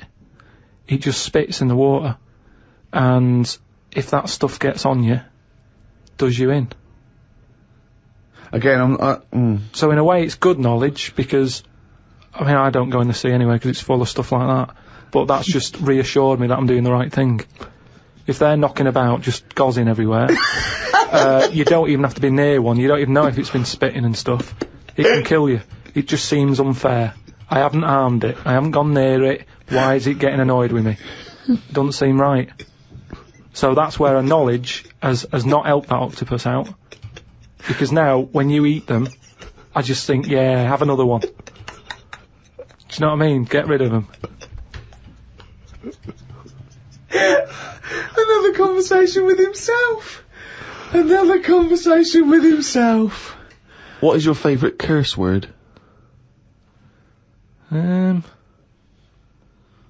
don't think I do anything like that. I think people can tell by my face when I'm like fed up. Well, they know you're fed up because you're always whinging. I don't think I've got one. Knobhead. That sums everything up, and I think it's... But you wouldn't call your nan a knobhead, would you? What would you call a nan? But she doesn't do anything to annoy me that much. But if she did, what would you say? If she really annoyed you? Well, knobhead's alright, innit? Because she sort of gets it. It's one of them things that everybody understands, but it's not too offensive. Right. What a knobhead. Alright, you're getting into this, aren't you? So that sums it up, but I don't really... Do you need one of them? What's that doing for you? It's better to think, innit? Like, okay, I've just slagged off that octopus, but at no point was a effing and jeffing about it. You know how annoyed I am with it. I don't have to start swearing about it, and that's... What would you do, though, if you were swimming, right? It was a nice little thing, you're on holiday, right? And there's this octopus there, and you're going around, right? And you just see it start spitting at you, poison. What would you say to it? Well, it's too late then, innit? And I'd kick it. And I'd say, you knobhead. I would, but what's the point? What's the point in getting annoyed now? Because it's done its stuff, hasn't it? I don't know, you'd kick it and call it a knobhead under the water. What is this octopus thinking? Oh, God. Oh, okay, you fucking eight-legged shit. I'm not bothered. I don't know what you're saying. Fucking cunt of a mollusk. I'll just spit at you again. It's not bothered. You slimy little fucking boneless wanker. This is why the face Are you is still good. talking to the octopus? When are the exams? June? Something like that, yeah. We're trying to register next week, and I reckon you can get an A or B. I'm history. Busy, I'm In busy. history. No, don't worry about it, it's just easy. You get your Brody's notes. If Heat magazine, they love you, Carl. They could probably sort something out. They could probably pay for a tutor. They got a lot of money, they sell a lot of magazines. I mean, it is always, almost always, and you found that out, I discovered this, it's always the Tudors and Stuarts. There's no fear for that, them not coming up. Now, what do you already know about them? You must already know stuff about Henry VIII and Elizabeth. No, because it's too long ago to even get interested in. Do you know what I mean? You can't. Is that why you relate didn't? to it. Okay. The Anderson thing, it was like, God, you know, I bet my mum and dad were in an Anderson shelter. You know, this is interesting. What, when they... Oh, my granddad would have, like, had something to do with this. But the Tudors, it's like, I don't know even if they had a family back then. Play a record! It's got the problem with the moon is Here's a statement. The problem with the moon is ... Yeah. The problem with the Earth is there's too much water. Yeah. no, the moon. It's been around ages, hasn't it? Yeah. But it's got no history. It's got nothing to show for it. Just a load of old rocks and stuff. Yeah. And for me, history is created by stuff happening on it. So really, the moon, even though it's old, in a way it's new. Because it's untouched and that. But we don't go to the moon to visit museums or arcades. No, but or say like historical landmarks. Henry VIII, right? You watch Antiques Roadshow, whatever, and some woman goes, "Oh, this plate you've got, this was Henry VIII's," and as you can see the knife marks on it. Oh look, there's some chicken on it, right? And you go, "Oh God, yeah, that's amazing." Then someone goes in and goes, "Here's a plate of Henry VIII's, but it hasn't been used, it's still in the box." You'd go, "Well, it's not as good, that." It's got no history. No, because very often on the Antiques Roadshow, they have Henry VIII's plate with a bit of chicken on it. They kept that. Don't throw that away. Why? Arthur Negus are like that in a few hundred years' time. No, but do you understand what I'm saying? Things are only good if stuff's happened on it. The moon, you're up there, you're having a look, you're going, no one else has even been here. But you go to the moon for research purposes, for But there's scientific nothing there, research. Steve. This What is do you what mean I'm there's saying. nothing there? They're examining the soil and the Got soil environment here. and the air. It's just a long Well, they're way not to doing go that, for are they? nothing. They're just not doing that. Well, they're not, are they? Because last time they went up, they were playing golf or something. There's golf balls up there that they've been whacking about. What sort of research is that? That's what I'm saying. There's nothing up there, so why else would you go all that way and go, oh, nothing here. Fancy a knockabout? Why are they knocking golf balls about if there's really important stuff to look at? You don't see people in museums going, fancy having a knock some golf balls about? No, I'm looking at this vase. Oh, right, that's interesting. But on the moon, nothing. Nothing to look at. What other games have you brought? That's what I mean. And then we went and had a look at the volcanoes and that. They've got 36 of them to look at. How many did you look at before you realised that pretty much, you've seen one volcano, you've seen them all? Probably about 6 or 7. Really? And then when you got to the 8th, you thought, no, I know what this is going to be, Suzanne. This is going to be like a mountain with a hole in the top. Yeah. Really? But it happened years ago as well. It's like, just keep a couple, fill the rest in, tidy it up. Fill the rest in! Yeah, no, Well, getting some builders. No, seriously though. Okay, 4 million tons of concrete, please. They're an absolute death trap. Yeah, what do you mean fill them in? Do you know what a volcano is? Just a hole, isn't it? That's happened. Well, it's more than the happened back hole, it's in- more a portal to the magma in the centre of the earth. Back in 1730 it happened, and they still haven't sorted it out. Well, when you say it happened, volcanoes were made a lot longer ago than 1730. No, but the one that did Lanzarote in. Right. Sort it out. What would you suggest? How tidy can they up. fill it in? It's joined, it's all joined. No, but what I'm and saying is, it was the a- big it was- plates of the earth are all joined, it all was the a disaster, magma's wasn't it? joined. With the trade centre thing, that happened. They cleaned it up, sorted it out, they've moved on. That's what I'm saying. Whereas Lanzarote have just gone, leave it. It happened back in 1730. You misunderstand me. How, in the name of God, can you fill in a volcano? You ignorant twit. No, but it's not just the holes, they've actually left the lava everywhere. That's what I mean. It's not just the big holes, there's lava everywhere. But it's molten rock. They can't just pick it up like like a carpet. Put it in the holes are there ready, just push it all in. Anyway, listen, Rob's question is this, Carl, and it's specifically to you. Carl, if you could have a superpower, like Superman, what would your superpower be? Can I suggest consciousness? Yeah. Can I have the power of thought? Remember, you've already got opposable thumbs. So cross that one off the list. Oh, come on, Carl. Now, there's so many to choose from. Telepathy, X-ray vision. Flight, invisibility, Choose it wisely. strength, intelligence. But why have I been picked? Oh, for God's sake! No, but I'm just saying. It's Rob's question No, for no, you. But I'd just say, does anyone else want this? Or, do you know what I mean?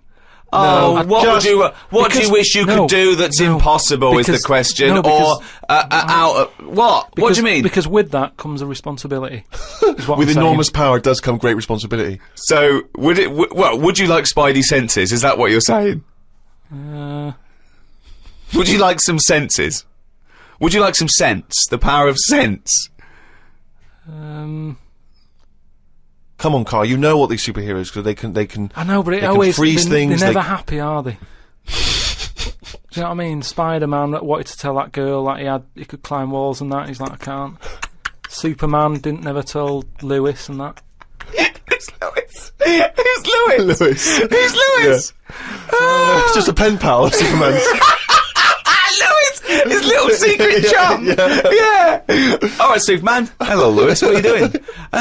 Superman. Who are you? I can't tell you, Lewis. Yeah. Brilliant. You know, Hulk. He wasn't happy. So... But you're being allowed to choose the superpower. You don't have to get it forced upon you like the Hulk. Hulk, he wasn't happy! It's true, he's got a theme. He has got a theme. There's not many happy superheroes, are there? Leaving aside the superheroes you're already aware of, what superpower would you want? You don't have to fight crime with it, Carl. Everyone around the world now is thinking, what can Carl choose? Let's deliver it to him now, Carl. Think about it and give us the answer, please. Let me remind you of some of the other things. Invisibility. All the time, though, or can I sort of turn that on and off? Let's say you could turn it on and off. Would that interest you? Yeah. I'll have that. Right. Okay, and what would you do with this power of invisibility? Just sort of wander about and just not get seen. It's a brilliant power! It's a brilliant... And he's put to such brilliant use! It's brilliant! Well done! And why would you want to walk around and not be seen in that? What would you gain from that?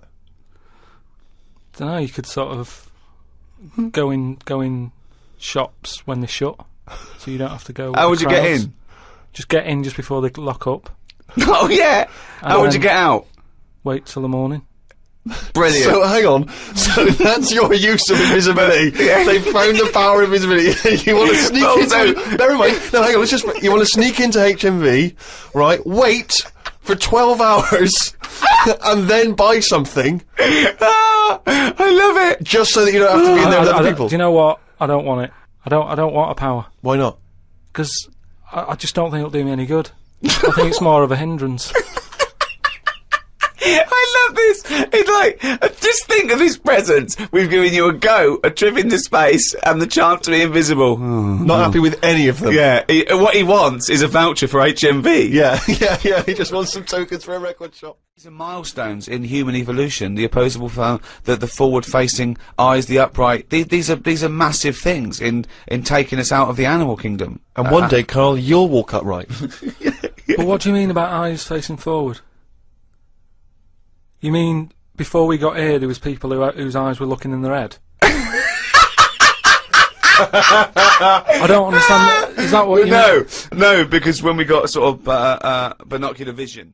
Is that the answer? Yeah, just cavemen in front of dinosaurs and that. They sort of went, oh. And then... Well, it wasn't cavemen in front of dinosaurs, was it? Because cavemen weren't alive when dinosaurs were alive. There was a couple knocking about. Right, okay, fair enough. There was a crossover point, surely.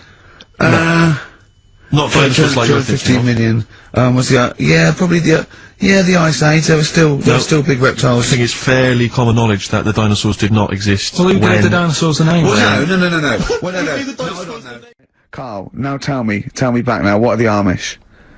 They're just people who sort of live like in the olden times. So to them, they're sort of in about 1842 or something. So they're getting old. Papers and that. They haven't caught up to. No. They don't have telly. They don't deny the 20th century has happened. They just don't want to be part of it. They look up and they see planes and they know what they are, and they go into the town and they see it in the window of Dixon's, a telly. They just don't want to be part of it. No, they're still living. They are still living like it's that's what I mean. Yeah, but they know about everything else. They just don't want to be part of it because they think that the sort of the revolution was a bad thing. They think that society became more and more depraved, and they wanted to go away from it, and they want to go back to old values, and they think they don't need TV and jets and that way of life. They can survive in the old way because the old way was better. Missing out on Live 8. Yeah, but they haven't had Band-Aid yet. Yeah, I think this is the problem that Carl had. He in his mind, they were just a bit delayed, so that in his head they were slowly moving towards the 20th They wouldn't be able century. to watch most of these bands, all their electric guitar. They'd be allowed to watch Tracy Chapman doing an acoustic set between the bands. Yeah.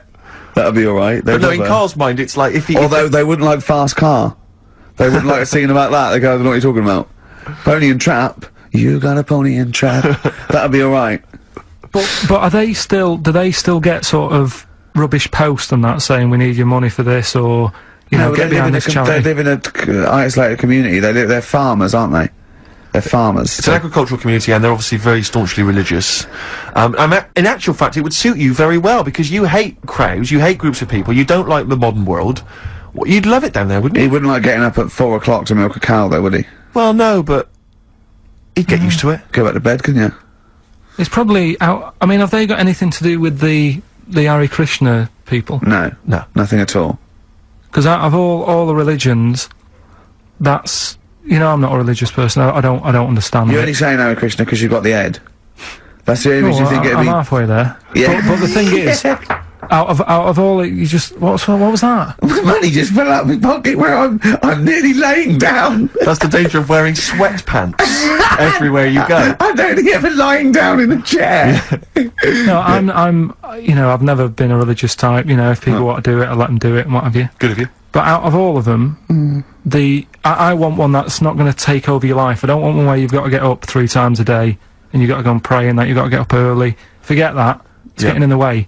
But if it's something like, I was walking to work the other day, right, across Oxford Street, there's a little Hare Krishna fella there, and he sort of had, he had a leaflet and stuff, and he said, you know, are you interested? And I said, what do you do? And he said, well, you know, we're against getting stressed out and what have you. And he gave me a plum. They hand out food for some reason. But I sort of asked a few questions. Just the imagery. These 2 bold people, one of which is wearing an orange smock, holding a plum in the middle. He hands the other one a plum. It's almost like you could imagine some kind of religious painting. Exactly. Yeah. But you know, what is their sort of main thing? Because he didn't really tell me that much. He was a Japanese bloke, so I didn't know what he was saying that much. Why? He wasn't speaking English. Not very well. He wasn't the best sales bloke to send out for them, is what I'm saying. Yeah. But what's that? Are they? You're saying they're nothing like? Well, I believe Hare Krishna is a kind of as an offshoot of a sort of Buddhist faith. It is. I think they are Buddhist, aren't they? Yeah, and obviously their kind of trademark, as it were, is that they have to say. I believe they have to say Hare Krishna, Hare Krishna in a certain rhythm, in a certain order, a certain amount of times per day. That's why you see them walking down the street saying Hare Krishna, Hare Krishna, because it's actually a sort of religious chant which they're obliged to do. So you see, even if you go into the Hare Krishna faith, you may find yourself, you know, in Tesco or whatever, forced to say Hare Krishna, Hare Krishna.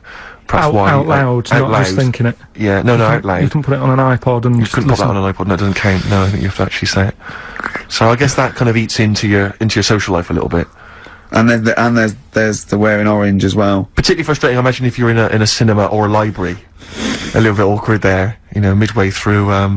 Or Star you Wars, live next door to a bloke called Hare Krishna, who constantly thinks you're calling him. Yeah, that probably.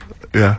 So that's in this. I mean, I don't think we've quite done the Hare Krishna faith its full service there, but so interesting to you. I mean, you got handed a plum. You've been treated well by them. Yeah, well, but he couldn't tell. I just wanted to know how much time it would take up. What are the benefits? You know, what can you do? What can't you do? Well, I think the benefits are they probably don't get stressed out. They've probably got that sort of that zen, that chi-ness about them, where they try and interact and quite meditative. Yeah. Yeah. I've got some nice trainers as well, don't they, with their orange. What are you looking for then in a faith, Carl? You say what are the benefits? I mean, obviously Catholicism, you get the communion wine and bread, so. Yeah, but I can afford that. Right. Probably just I like the Crusaders. I was forced into joining that as a kid because a mate sort of joined it, and he sort of said, "Are you joining?" I sort of swore at him. I said, "I'm not doing that." Right? Yeah. He said, "Right, if you don't come with me, I'll tell your mum that you just swore." So I was like, "Oh." So I went along, and they used to just go on the Friday when they played, you know, Subbuteo and stuff. And then I went on one Sunday, and it was totally different. There was no Subbuteo. There was no sort of, you know, Table tennis. the thing where you hold a thing and knock things over. Skittles. There was all that on a Friday. Went on the Sunday, it was rubbish. He said, right, sit down in this room. They gave me a Bible.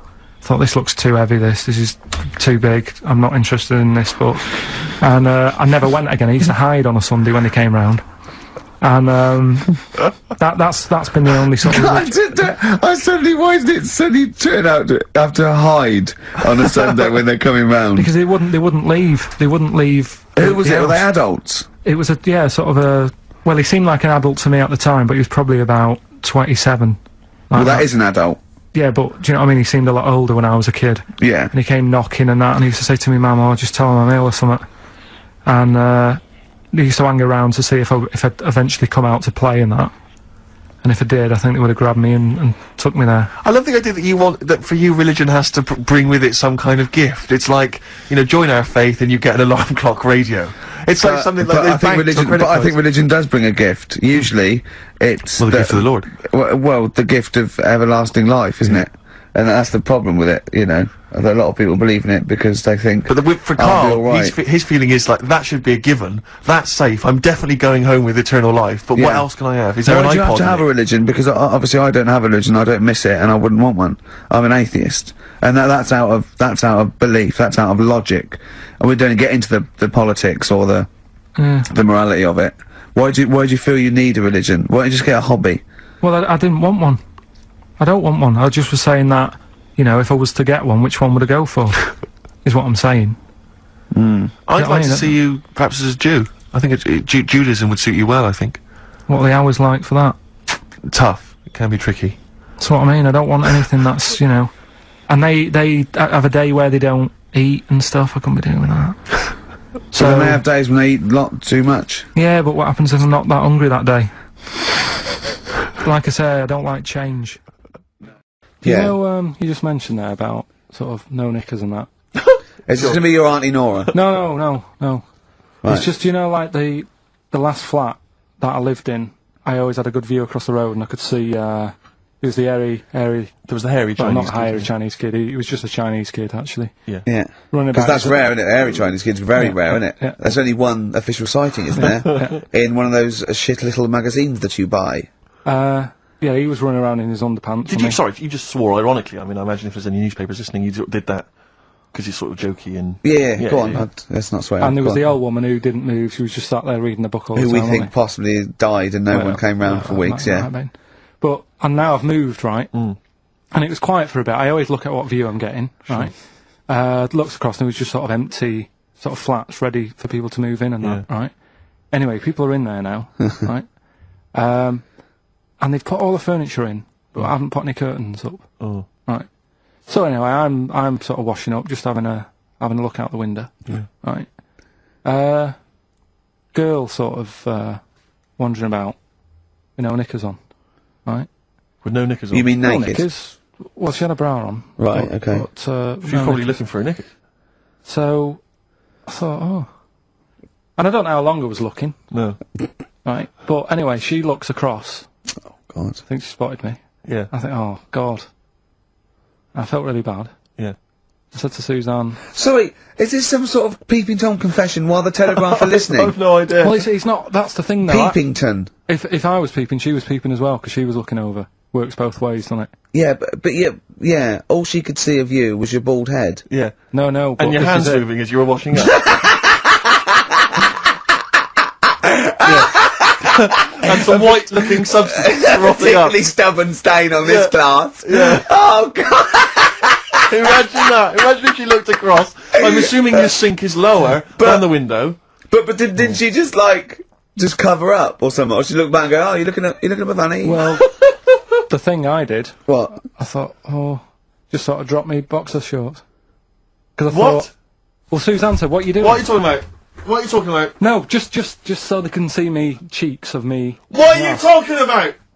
No, because I thought, if she thinks I'm walking about in the nude as well, then we've both got something out of it. Carl! This sounds like a bad excuse in court. I know. This is Or the plot of a film on Channel 5. I mean, this is like the doctor who got done right for exposing himself to a patient and said and then painted that little thing that you look down their throat at pink. Yeah. And going, this is what they saw. yeah. No, so sorry, you were looking at a woman dancing around naked, right? So the only thing you could do was immediately drop your boxer shorts. So she looked across, saw you fully clothed, saw you took your No, boxers she off. wouldn't have done, because it's sort of just the top half and the sink's at a side angle, so I was sort of looking out. So This she is wouldn't have genius. so she wouldn't have seen your trousers then anyway. No, she did. I moved in front of the window more. So you then laid them. You actually climbed in front of the window. Oh, this is amazing! So you climbed in front of the window to show off No, your it wasn't naked obvious. lower half. Suzanne said, "What are you doing?" I bet she did. What are you looking at? I sent you in here to clean What up. are you doing? I'm just taking my trousers down, standing by the window. Why? Because there's a naked woman across the road. What do you think I'm doing, Suzanne? I'm exposing myself while looking at some free funny. leave it. What's up with you, Suzanne? Leave it then. Leave it. Christ. Are we doing Rockbusters? Or what? Yeah. Oh, she sent you in there to read Apple Einstein. She comes in and finds that. Oh, brilliant! Anyway, Wait a minute, can I just check? A final question. What did the woman across the way... What happened? What was her I reaction? didn't look again. I just thought you've seen a bit of action as well. We're both happy. Let's leave it. Brilliant. So were you waddling around like a penguin with your trousers around your ankle? I just was walking about, and Suzanne said, "What are you doing?" I said, "I'll explain to you in a bit, but don't look out the window because then it's Excellent. obvious." Then he sees she calls her husband to look at Carl walking around naked. He goes, "Oh, she's got a quick, Suzanne, get him out. There's only one with you. Get some more friends. They've gone one more." Anyway, Brilliant. Right, play a record and come back to Rockbusters and Monkey News. We haven't got enough time. Do Rockbusters. Oh, God Almighty.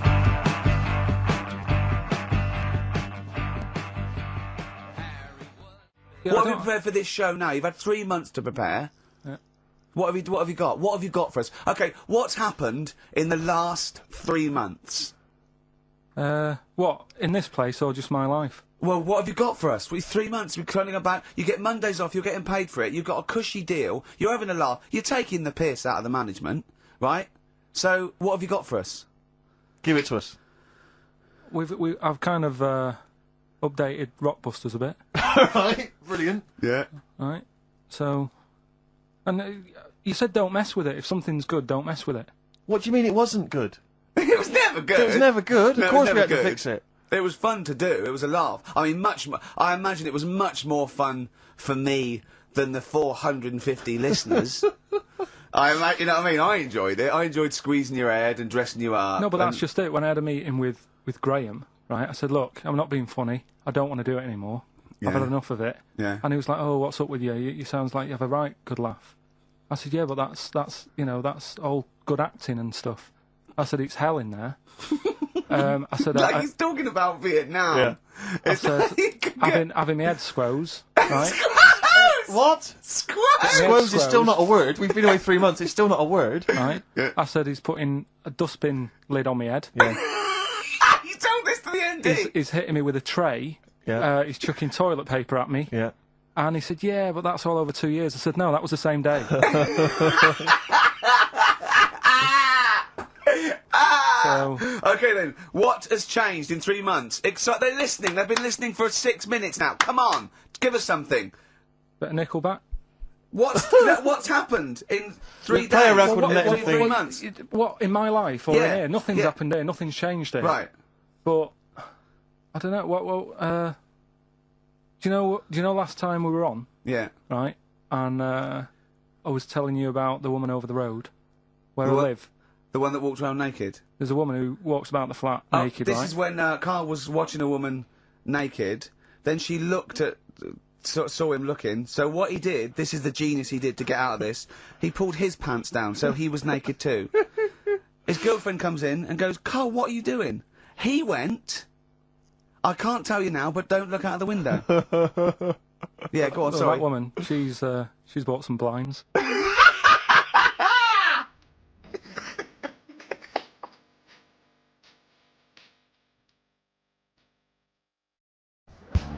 At the radio station, Hammond dragged us straight into a planning meeting with the show's rather nervous-looking producers. Fill this in. So if we come out at the top of the hour here, you've got news, and then you've got sport, and then you've got weather. Hold on a minute, it just says story there. What story? So these are items throughout your programme. Yeah, so we've got to think of things to talk about. On the day we did this show, there was certainly no shortage of material. John Prescott, for instance, had been caught with his trousers down. Is this not the single most amazing story ever? And Charles Clarke had lost 1,000 immigrants. So what did James think would most interest the listeners? Because when you're at the jet wash, should the bonger go off halfway through the cycle or at the end? Also, the show was going out live, which could be a problem, given the loose connection between Jeremy's brain and mouth. Right, the average weekly audience is about 250 to 300,000. Not all of them are in invalid carriages. Get this idea out of your head, please. You said invalid carriages. Well, what's the weather? You will make sure he doesn't say things like that this afternoon. What? Well, you're Right, the now I expert. want you to show me how I control this 8-foot gorilla. What do you suggest I do? The meeting rambled on for ages, during which time nothing got sorted. The idea of reading the news butt naked. And then, with just over an hour to go, I still don't understand any of this. So, at 1:15 and 1:45, there are the headlines that James can read. with half an hour to go, Jeremy suddenly announced, worryingly, that he'd been working on a plan. Tonight, there won't be a single queue or jam in this region because I'm doing the travel on this show. With 0 hour fast approaching, even Jeremy got busy. Got it. As I acquainted myself with the studio, James set about mastering some of the station's other technical equipment. With just a few minutes to go, 250,000 Southern Counties listeners were starting their journeys home. Richard, where's the turntable? Brought the record. Jeremy, there is no turntable. It's 2006. And they were all expecting their usual slick and helpful drive time show. You've got your interview first, haven't you, as well? Who? What? What interview? You've got, oh my God, that's me. I haven't got the... No, James, you can't just nick I've got those... MacArthur. We were primed and ready. BBC Southern Counties Radio. Good luck, everybody. Going to the bank holiday Monday. Here we go. Southern Counties Radio, I'm Alina Jenkins.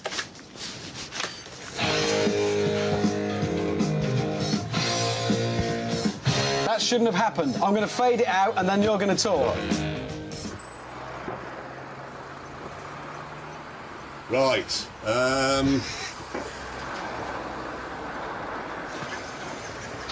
Is that it? Is that your intro? Can I just say good afternoon? This is still BBC Southern Counties Radio. And if We weren't what you'd call slick. Can I do the weather? Yeah. I've lost it. Have you got the headlines? Yeah. I've got them. Yeah. No, you do them. I haven't got any headlines. And the jingles Richard had brought along were dreadful. So you think of this one, lads? It's great. I've been driving in my car, listening to Jeremy Clarkson. How much did you spend making those? £5 a pop. No matter, we would redeem ourselves with my new, brilliant and extremely complicated traffic system. What I've done here is I've fixed up a link between the Highways Agency's headquarters in Godstone in Surrey, so I can see all the traffic cameras from all the motorways in the region. Now what's happening is we've got an outside broadcast truck at Godstone. It's firing its signal up to a satellite 22,000 miles in space, back down to White City in London. They're firing down to a switching station in Tunbridge Wells, and here we are in the studio looking, and if I can swing the camera around now, we can get it off the main pictures. I can even zoom in. With full control of the cameras, Jeremy could reveal his big plan. Instead of telling you where the traffic jams are, I am going to give you the registration number of the car that has caused them. So, he's not just reporting on the traffic, he's bossing it about. Brave. Now, who's this for coming down in the Volkswagen van? You're leaving a 200-yard gap there. Now, close up. While Jeremy was shouting at the traffic, James and I were getting to grips with the music. No, don't tell me. As promised earlier, it is Wang Chung and Dance Hall Days. Oh, you sprung that on me, rather. Do you want to do that again, James? As promised earlier, it's Wang Chung and Dance Hall Days. Maybe just once more for me, mate. Just play something else. Oh, all right. Oh, it's right. He's no idea. Yeah, you see. I'd just like to apologise. BBC Southern Counties Radio Travel. Hello, is that me? That was slick.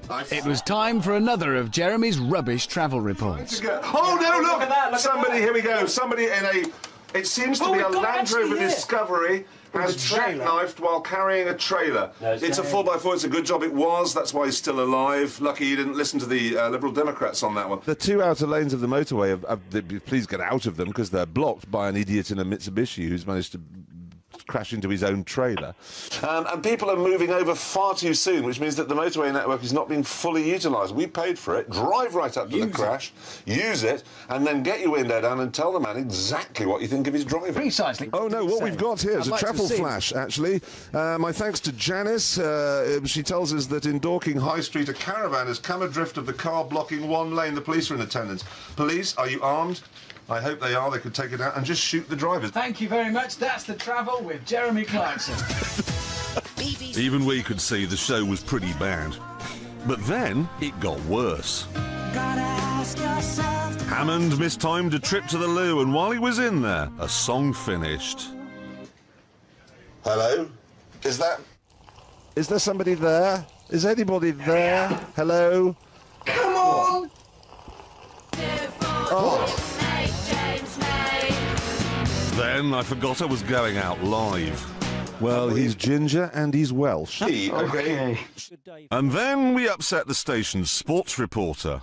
204 for 9, the latest score. Karl Hopkinson 45. Rana is 26 not out.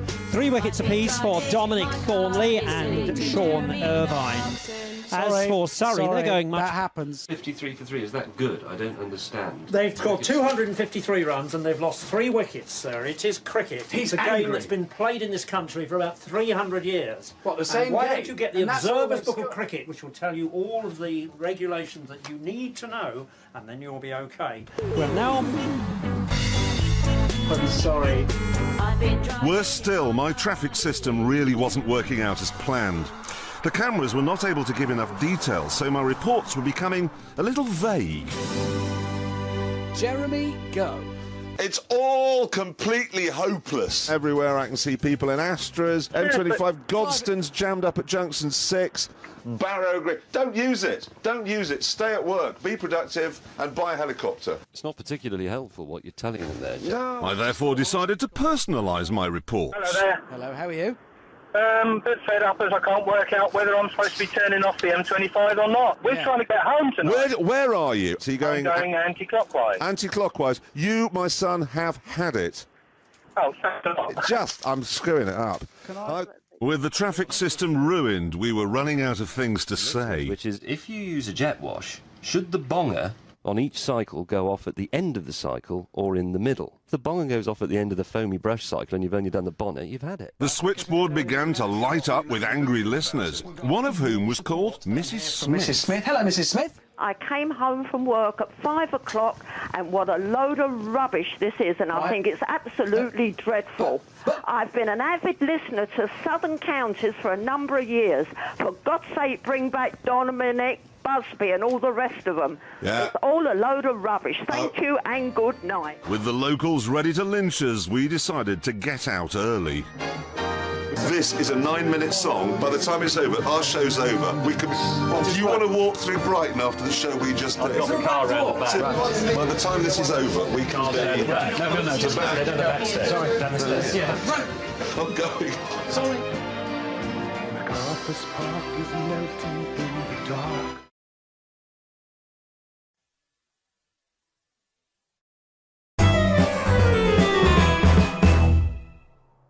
I went to, what's her name?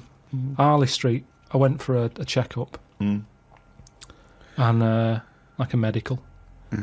posh, you know, Harley Street. It's like it's the top doctors, isn't it? I've never been before. Yeah. All posh buildings and that. Went up to the counter. I said, "Hey, see the doctor." They said, "Name, yeah." Give us 10 minutes. Go and wait in the waiting room. Dead posh waiting room. Dead fancy.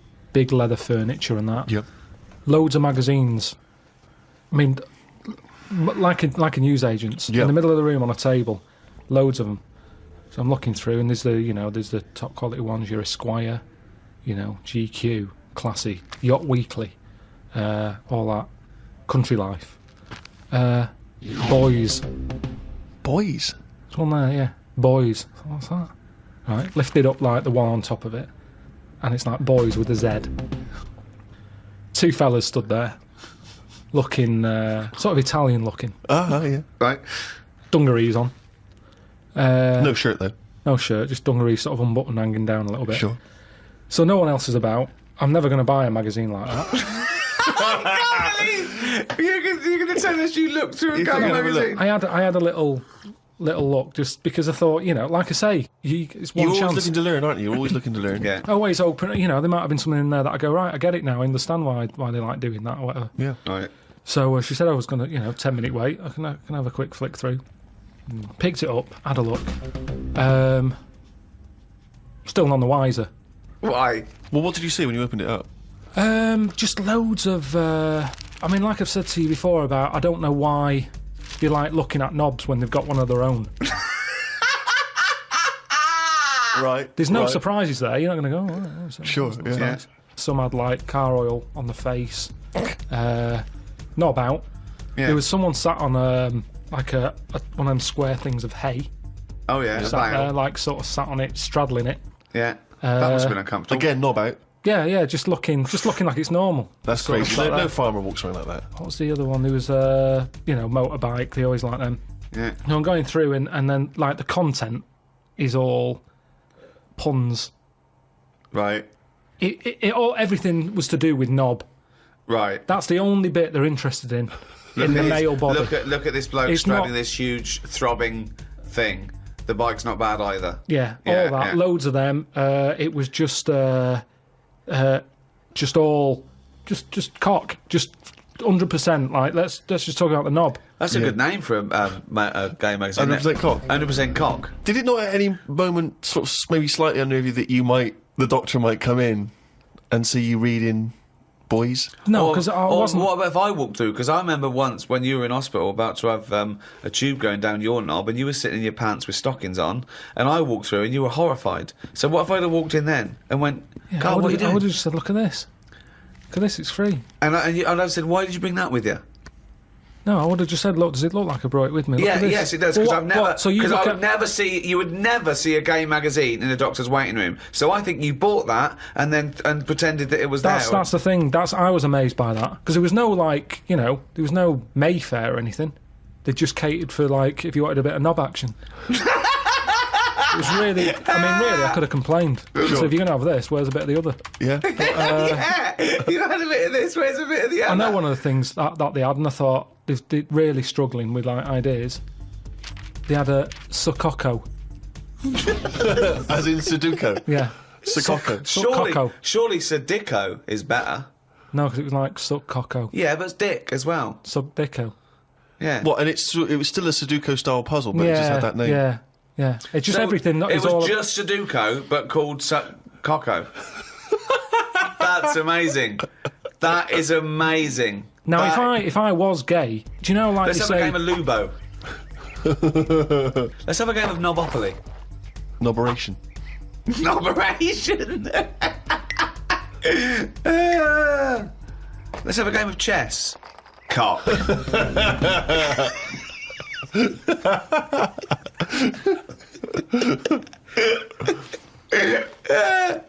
Let's have a game of fuckaroo.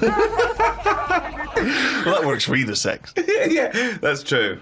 That's how we spend our Okay then, Christmases. fuck a poo. Oh, God.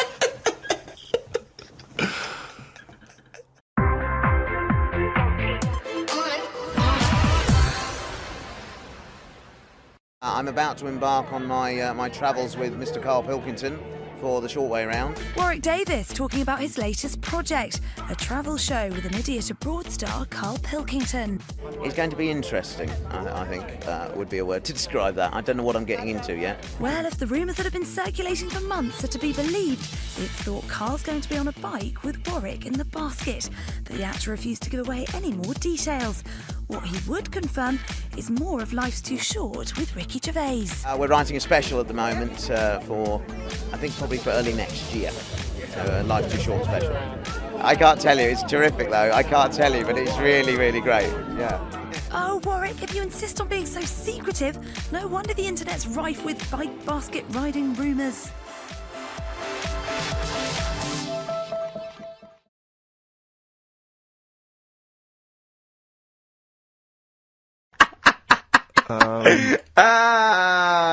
Possibly, Anders. Maybe send in a CV or email a CV. He's put a little bit of all of us in that, hasn't he?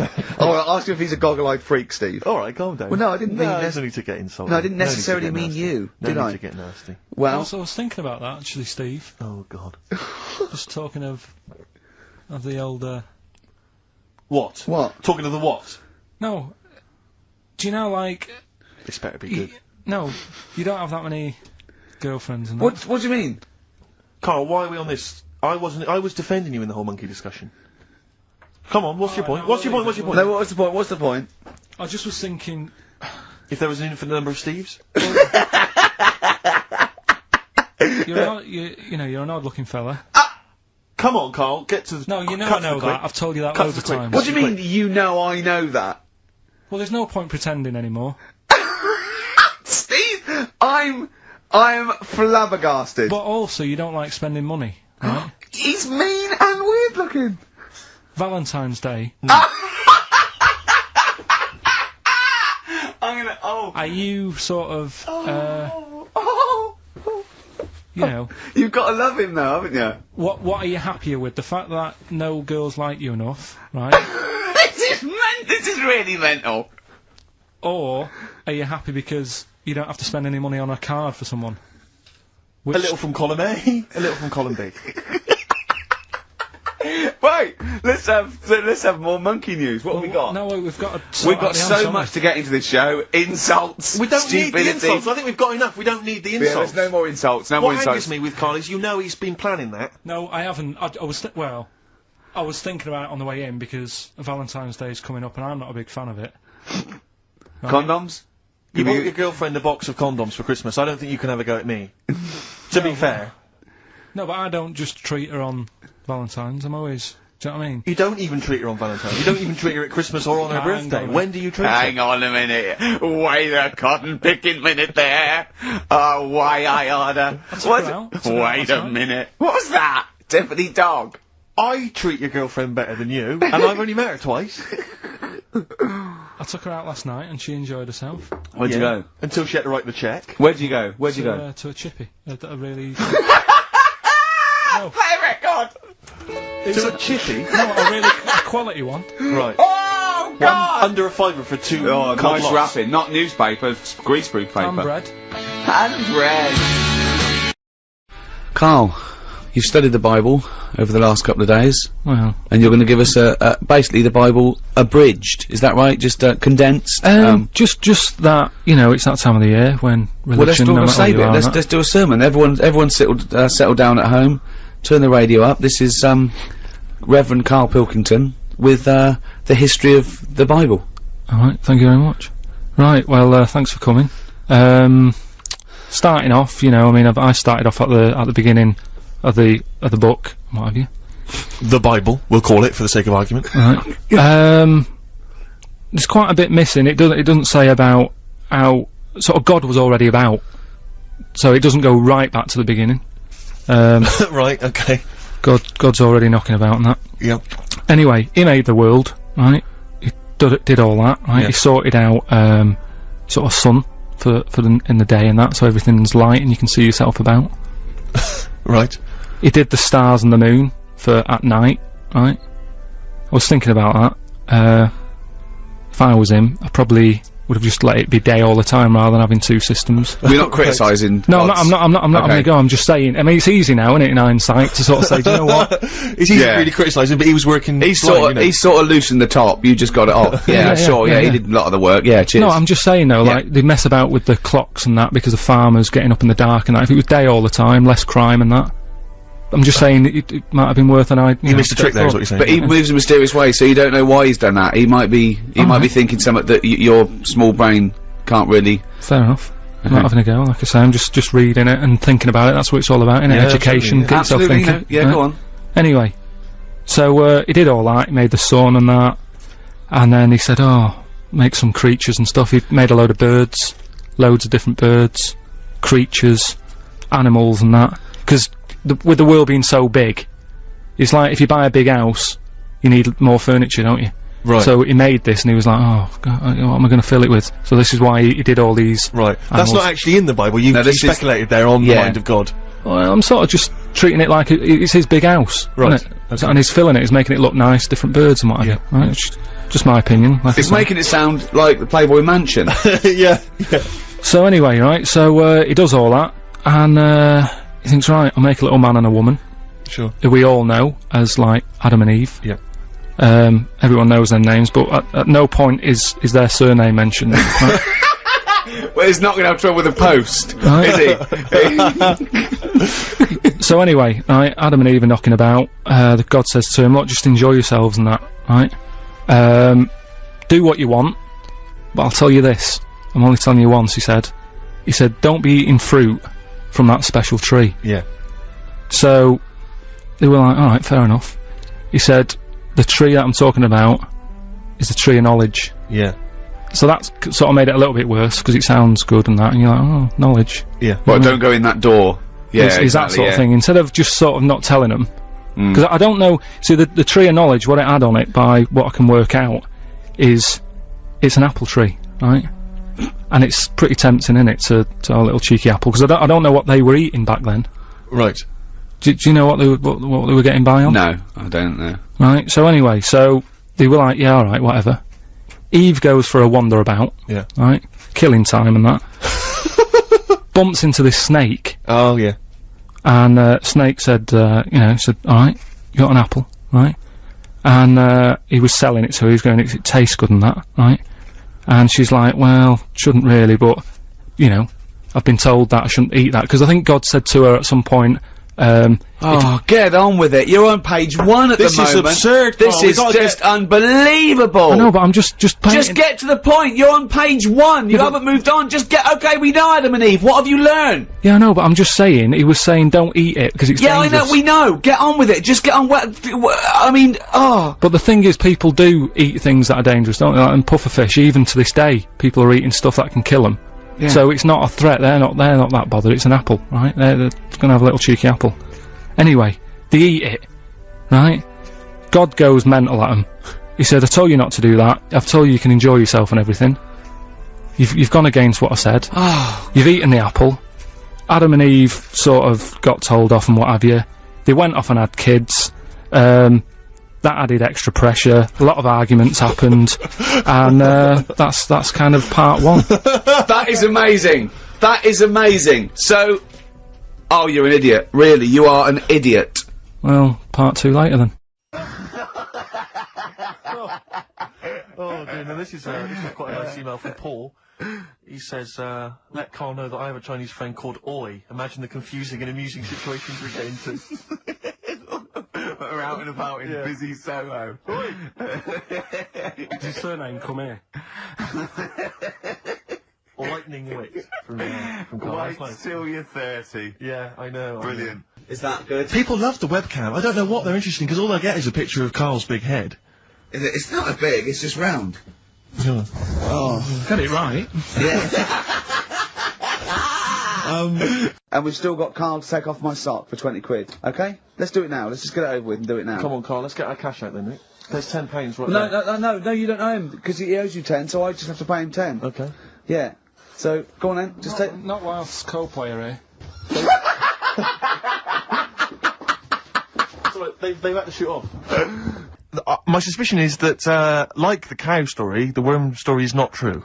But And Robin... why would he get so sort of uppity about it? Well, Because it's not true. imagine if that wasn't the first time he'd done it. Imagine if he did that every single time he was with somebody for the first time and Robin was just met them. He will tell that story to anyone.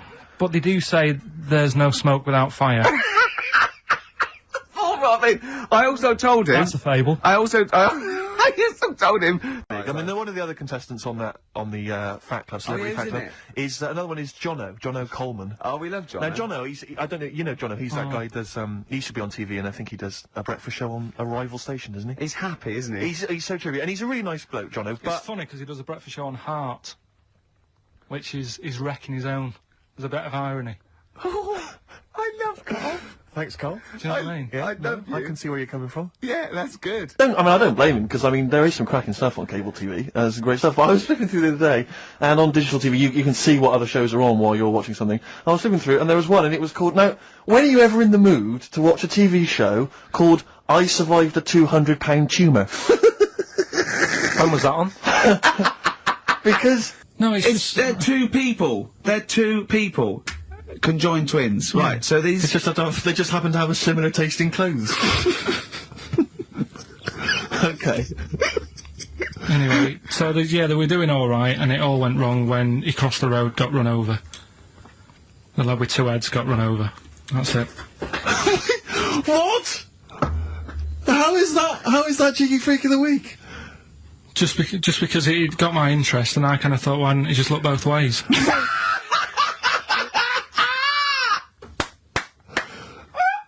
I'm intrigued to know how Why wasn't he looking both ways? I'm intrigued to know how you get run over. What was it, 1629? Yeah. Well, it's horses and that, wasn't it? Yeah. Oh. If you could be tall or short, which would you rather be? You know, put yourself in my shoes, perhaps. Not fair.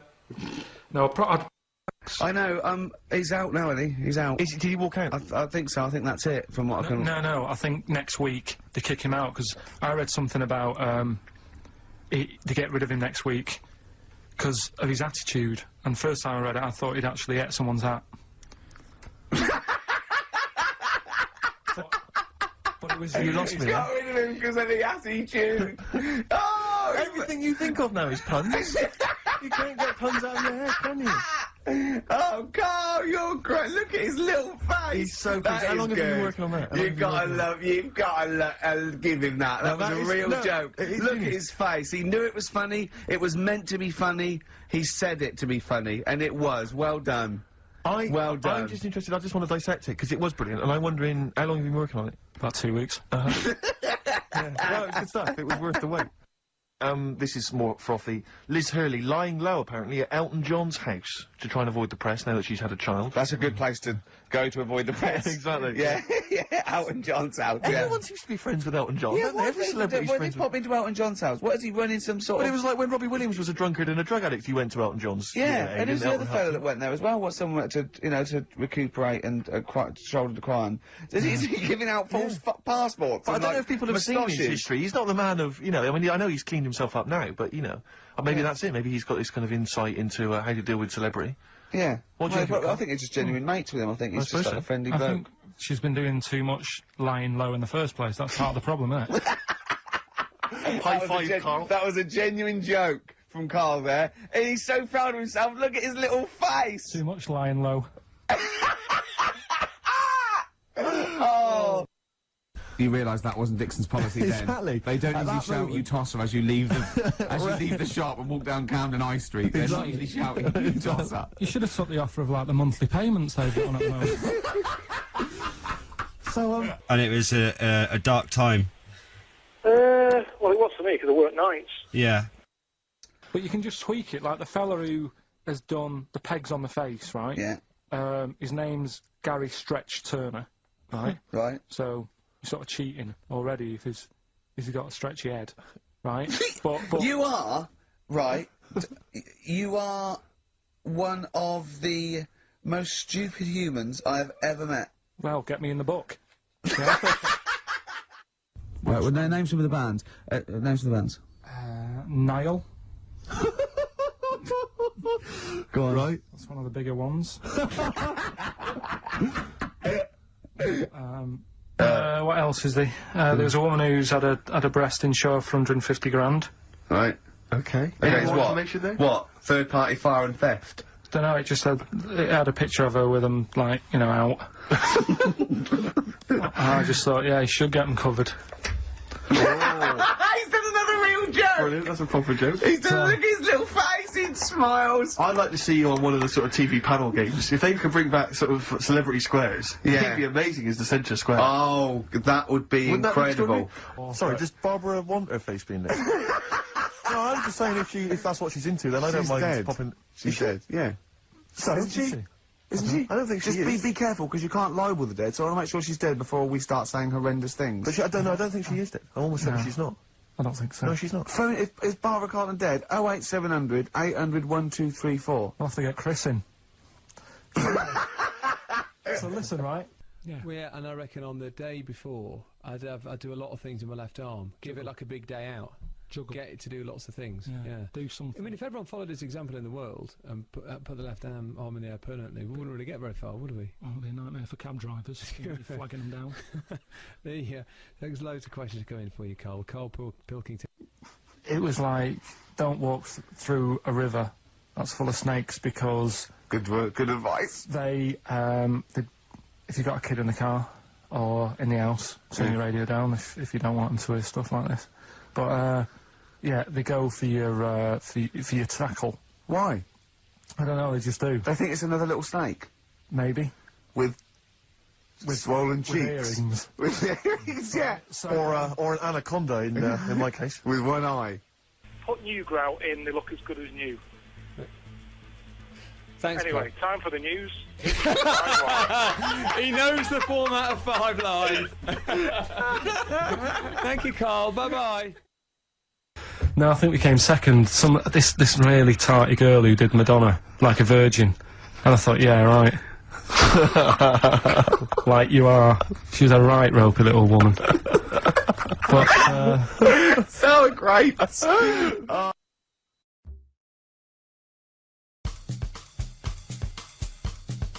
It is hard eating a knob. So what are you saying? You could... I'm saying, like, I could eat a knob at night. I could eat a knob at night. I could eat a knob at night. I could eat a knob at night. I could eat a knob at night. I could eat a knob at night. I could eat a knob at night. I could eat a knob at night. I could eat a knob at night. Knob at night. I could eat a knob at night. I could eat a knob at night. I could eat a knob at night. I could eat a knob at night. I could eat a knob at night. I could eat a knob at night. I could eat a knob at night. I could eat a knob on a stick. I could eat a knob at night. I could eat a knob at night. I could eat a knob at night. I could eat a knob at night. I could eat a knob at night. I could eat a knob at night. I could eat a knob at night. I could eat a knob at night. I could eat a knob at night. I could eat a knob on a stick. I could eat a knob at night. I could eat a knob at night. I could eat a knob at night. I could eat a knob at night. I could eat a knob at night. I could eat a knob at night. I could eat a knob on a stick. I could eat a knob at night. I could eat a knob at night. I could eat a knob at night. It is hard eating a knob. Alright, just letting you know I've got a YouTube channel. YouTube.com/Karl Pilkington. In fact, if you go to karlpilkington.com, it's all there. I've got a YouTube channel, I've got a Twitter thing. I'm not using that though, but I just want you to know that that one is the official one, because there's other knobheads who are pretending to be me and it does me head in. So you're not talking to me on Twitter because I don't do it. So that's the official one, right? That'll be like at Karl Pilkington. And I've got a Facebook page that I don't go on it that much. If you're in Australia and you've got any questions, put them on the Facebook thing, and I'll probably stay up late one night and answer a load, so that's in your time. Anyway, I've got some questions that have come through, and these are the sort of things that I get.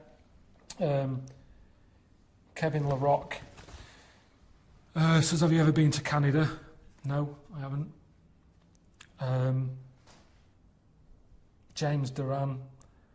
Hiya. Is there any plans for Karl to visit Australia in the near future? No. That's why I'm doing these videos. It's too far to go. Probably easier to sort of go to the moon in a way. It's easier on the body because there's no sort of jet lag there. When you get there, you can stay up. You can stay in your own time frame, can't you? Go to Australia, it's like 12 hours difference. So I'd rather go to the moon than to Australia. That's mental. Jason Cox says, hello, my wife and I are watching your show, Moaning Alive. Cheers. Everyone's always nice on Facebook.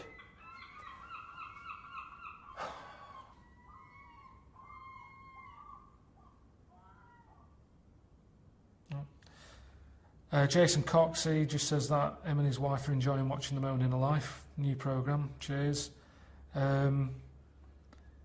Mary Stanley, all right, Karl, it's Wednesday.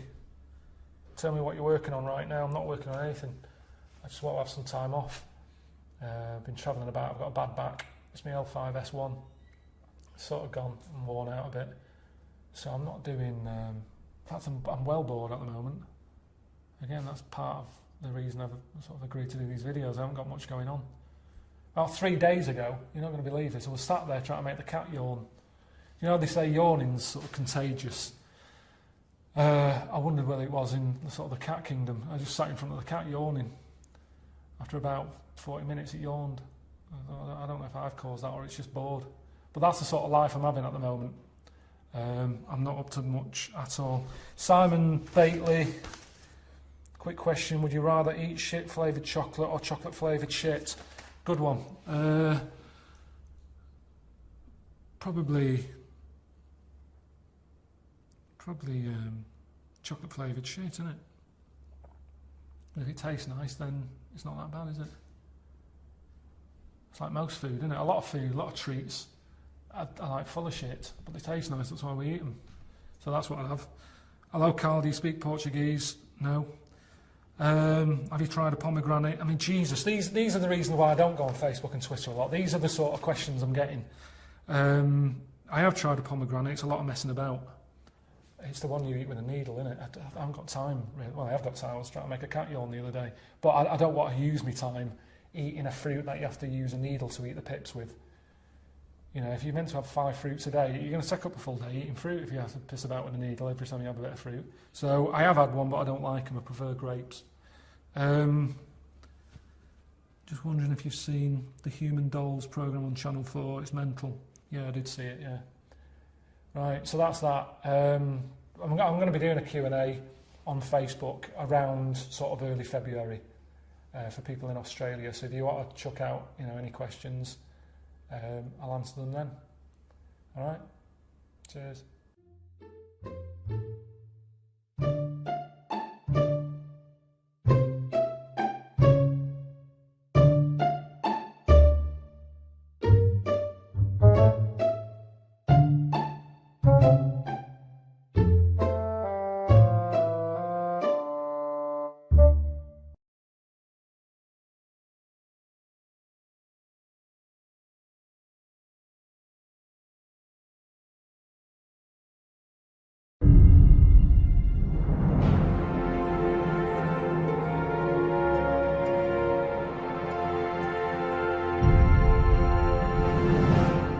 Hello, and welcome to Learn English with Ricky Gervais.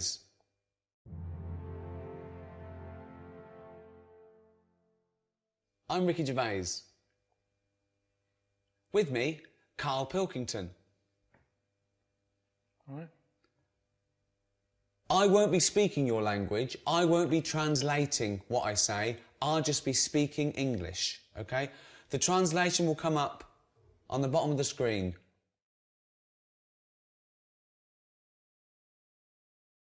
This is my friend, Karl Pilkington. He is bold. He is bold. He has no hair. Karl Pilkington has no hair. Yeah, I know. They can see I've got no hair. No, I know. Well, what do they need to know that for? If they learn a language, Yeah. bald isn't a bald head isn't that important. Teach them how to ask for bread or milk. We'll get to that, but this is about sort of friendship and family, you know. So it's all useful. There's so many words, you know, they might as well start somewhere. There's too many words. A lot of words. Lot of words.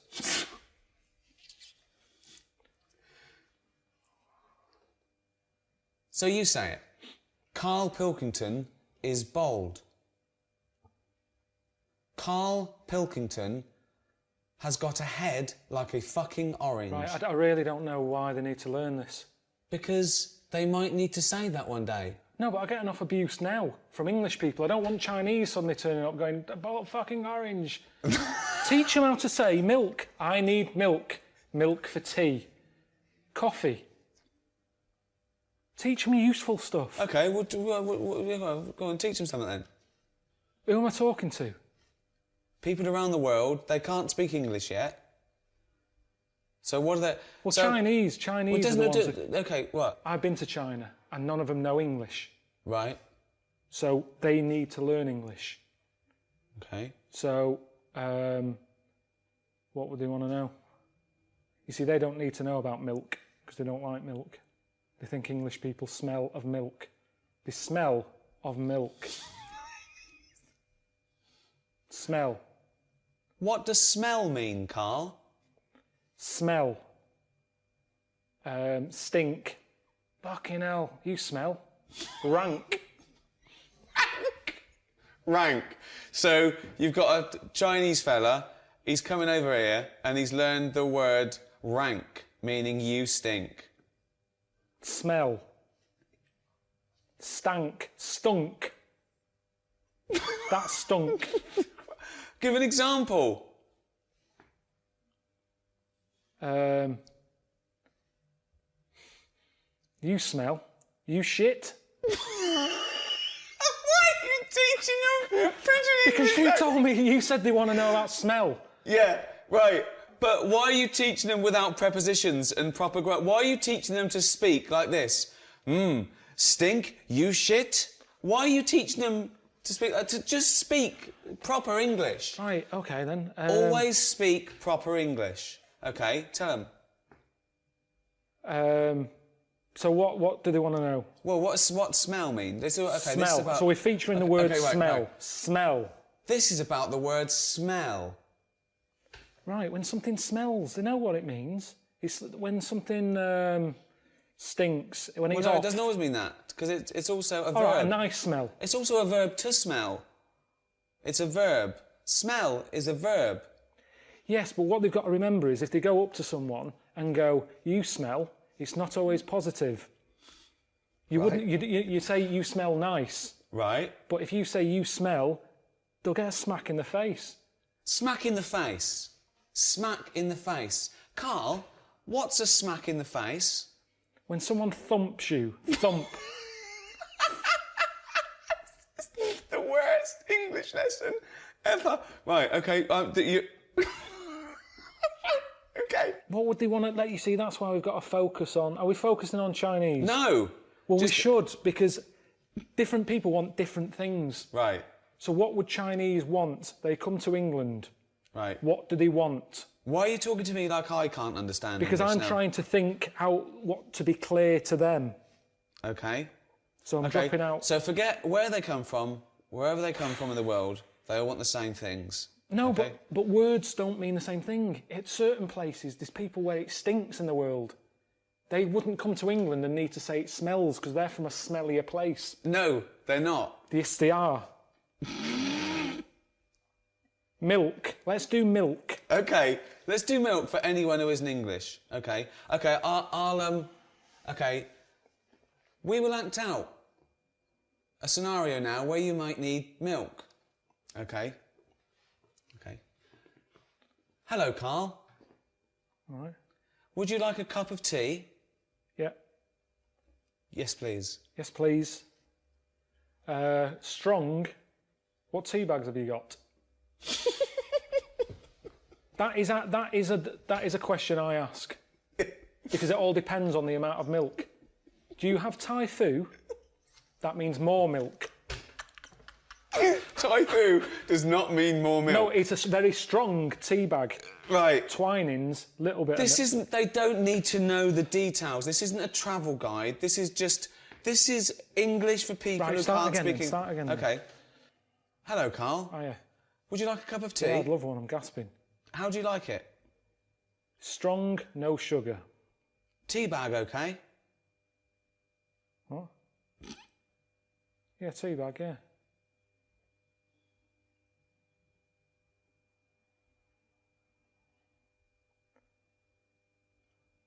Right, that should be all right. Would you like some milk? Just a drop. A drop, not much. Would you like semi-skimmed milk? Yeah. Semi-skimmed milk. Whoa.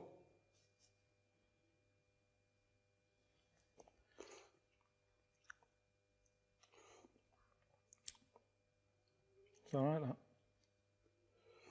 Carl is enjoying his tea. He had it strong with a drop of milk. So, that's the basics. In England, we like to drink tea. We drink tea. We also drink coffee.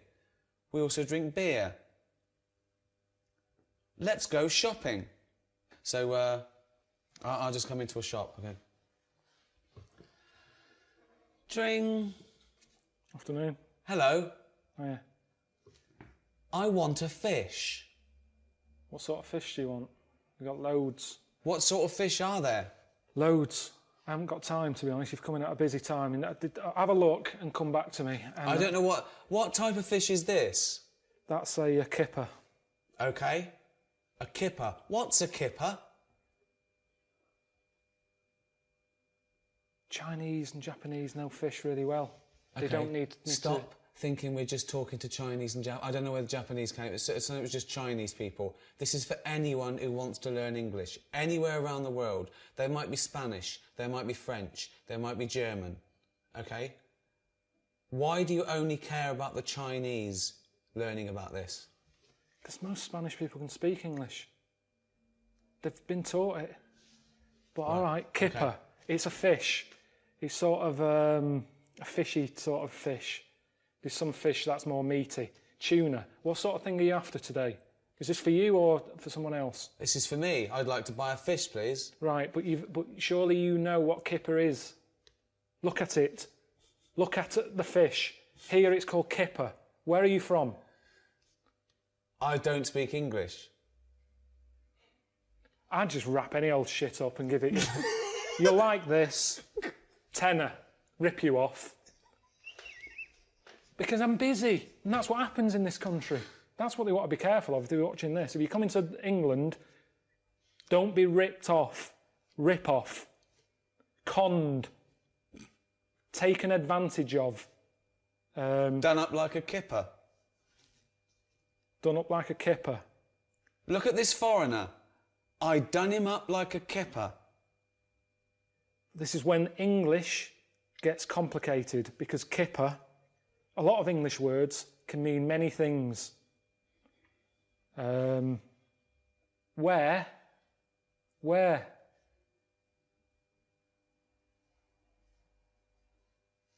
Same word, different thing. Wearing. Where have you been? I'm wearing a jumper. Where have you been? Where? Brilliant. One word, two meanings. At the spa. Hello. I'd like to book an appointment for a treatment. Okay. When are you thinking? We're busy all today. Tomorrow? Can we just do it today? Can it just be available now? Can't we just do it that it's available now? There's nothing... Well, all right, I can fit you in. Someone hasn't turned up yet, so we can get you in sort of in 10 minutes. Okay. Right. Okay. What would you like? I would like a back, crack and sack waxing, please. I would like my back waxed, my crack waxed and my sack waxed. Right. Do you do the treatments yourself? No. I'd like you to. Well, I can't. Why not? Because I have to be on reception, taking calls. Well, okay. You can't request who's doing your sack, your crack, or your back. There's a woman in the back who does your crack. Well, This is fucking insane. Right, that's enough. No, I don't know what we're doing. fuck I off. don't know who's going to learn anything from this. Wait. Okay. Okay. Well, ask me some questions about. Okay. Well, I don't have to ask you any questions. I said Okay. you can be going in 10 minutes. Okay. I'm not doing it. I'm a worker. I'm not paid or qualified to be sorting your arse out. Wait. Okay. Actually, thinking about it, the hair on my crack hasn't grown back, nor has the hair on my back, but my sack is very hairy. Wait, my sack is very hairy. I don't need my back waxed or my crack waxed, but I need my sack waxed. Right. Now, I'm surprised you haven't done it yourself, because it's the back and the crack that's the difficult bit. The sack you can do yourself. Oh. And to be honest, it should all be growing at the same time. No. So there's something wrong with you. No. You've got a hairy bollock. When your back is lovely and bald. Right. You don't need it doing... Bald. Fuck's sake. My back is bald. Yeah. My crack is bald. My sack needs waxing. Right. It's quite an emergency. My balls are very hairy. Can I have them waxed, please? Yes. How much just for the balls? £15 for £15 two, for the both. For two. Okay, Yes. that's good. So £7.50 each. It's £7.50. Yeah, but we don't split it. That's the price. Yes. You can't have one done. No, It's I have £15. I have two balls. How many balls do you have, Carl? Two. Carl has 2 balls. Are your balls hairy? Average. Okay. Which is strange because Carl's balls are hairy, but he is bald on his head. His head looks like a ball. His head looks like a bald testicle. Carl has a head like a bald testicle, but his testicles aren't bald. Okay. How long will it take to wax my balls? 10 minutes. 10 minutes. Okay. So it's £15 and 10 minutes. Can you do it? Can you do it now, please? No, I won't be doing it. You'll Why? be meeting Leslie in the back room. I don't really. I'm a little bit shy. I know you. Could you? You don't know me. You've just turned up. Could you wax my balls? No, I'm not waxing your balls. Bollocks. Scrotum. What else is there? Testi. If you're having one done. Bollocks. Sack. What else is there? Okay. Right, We've done done. that waxing. Okay. At the doctor's. Hello, doctor. Hello. I have a pain. Okay, whereabouts is the pain? My anus. Of course it is.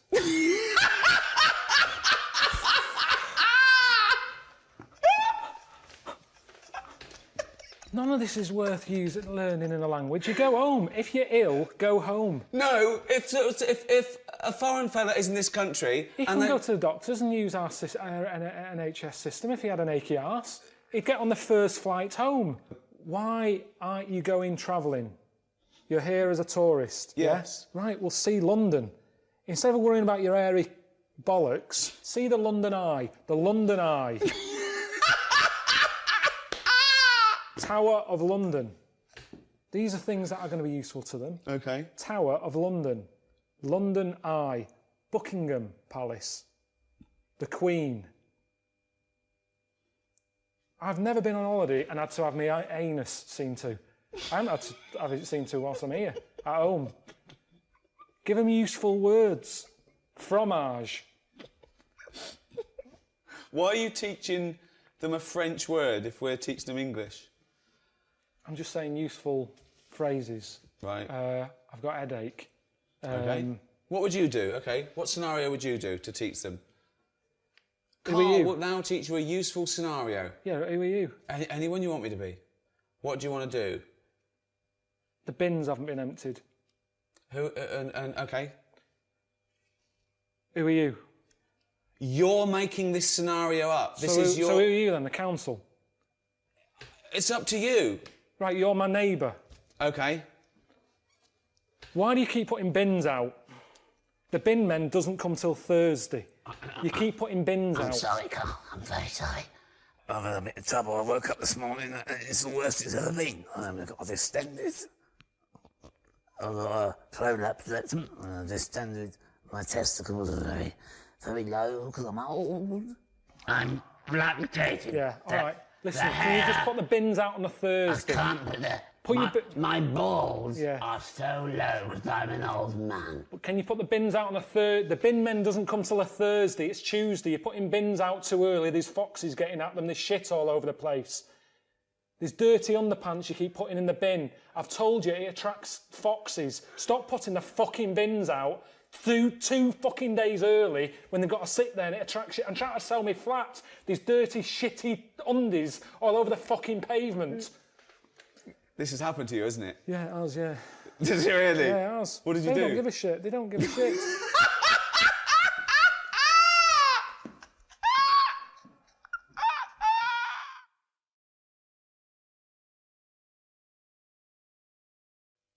We hope that's been useful for you. So when you visit England, you can talk just like an Englishman.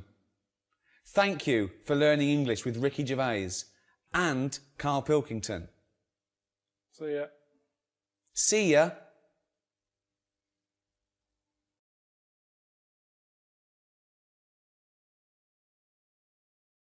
We do, of course, Rick, every week get thousands of emails. Emily from New York has asked Carl this.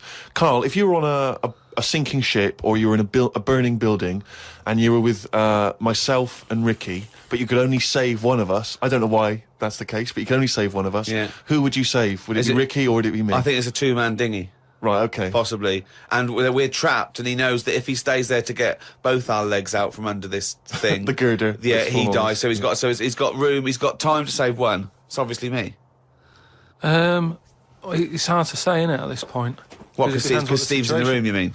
Well, no, just because we don't know what the situation is. Okay, well, let's say we're on a sinking ship, all right? So you're going to have to rescue one of us, drag us into the dinghy. It's going under. You know, in 30 seconds, okay, this ship's going to go under and drag you down and you're going to die, right?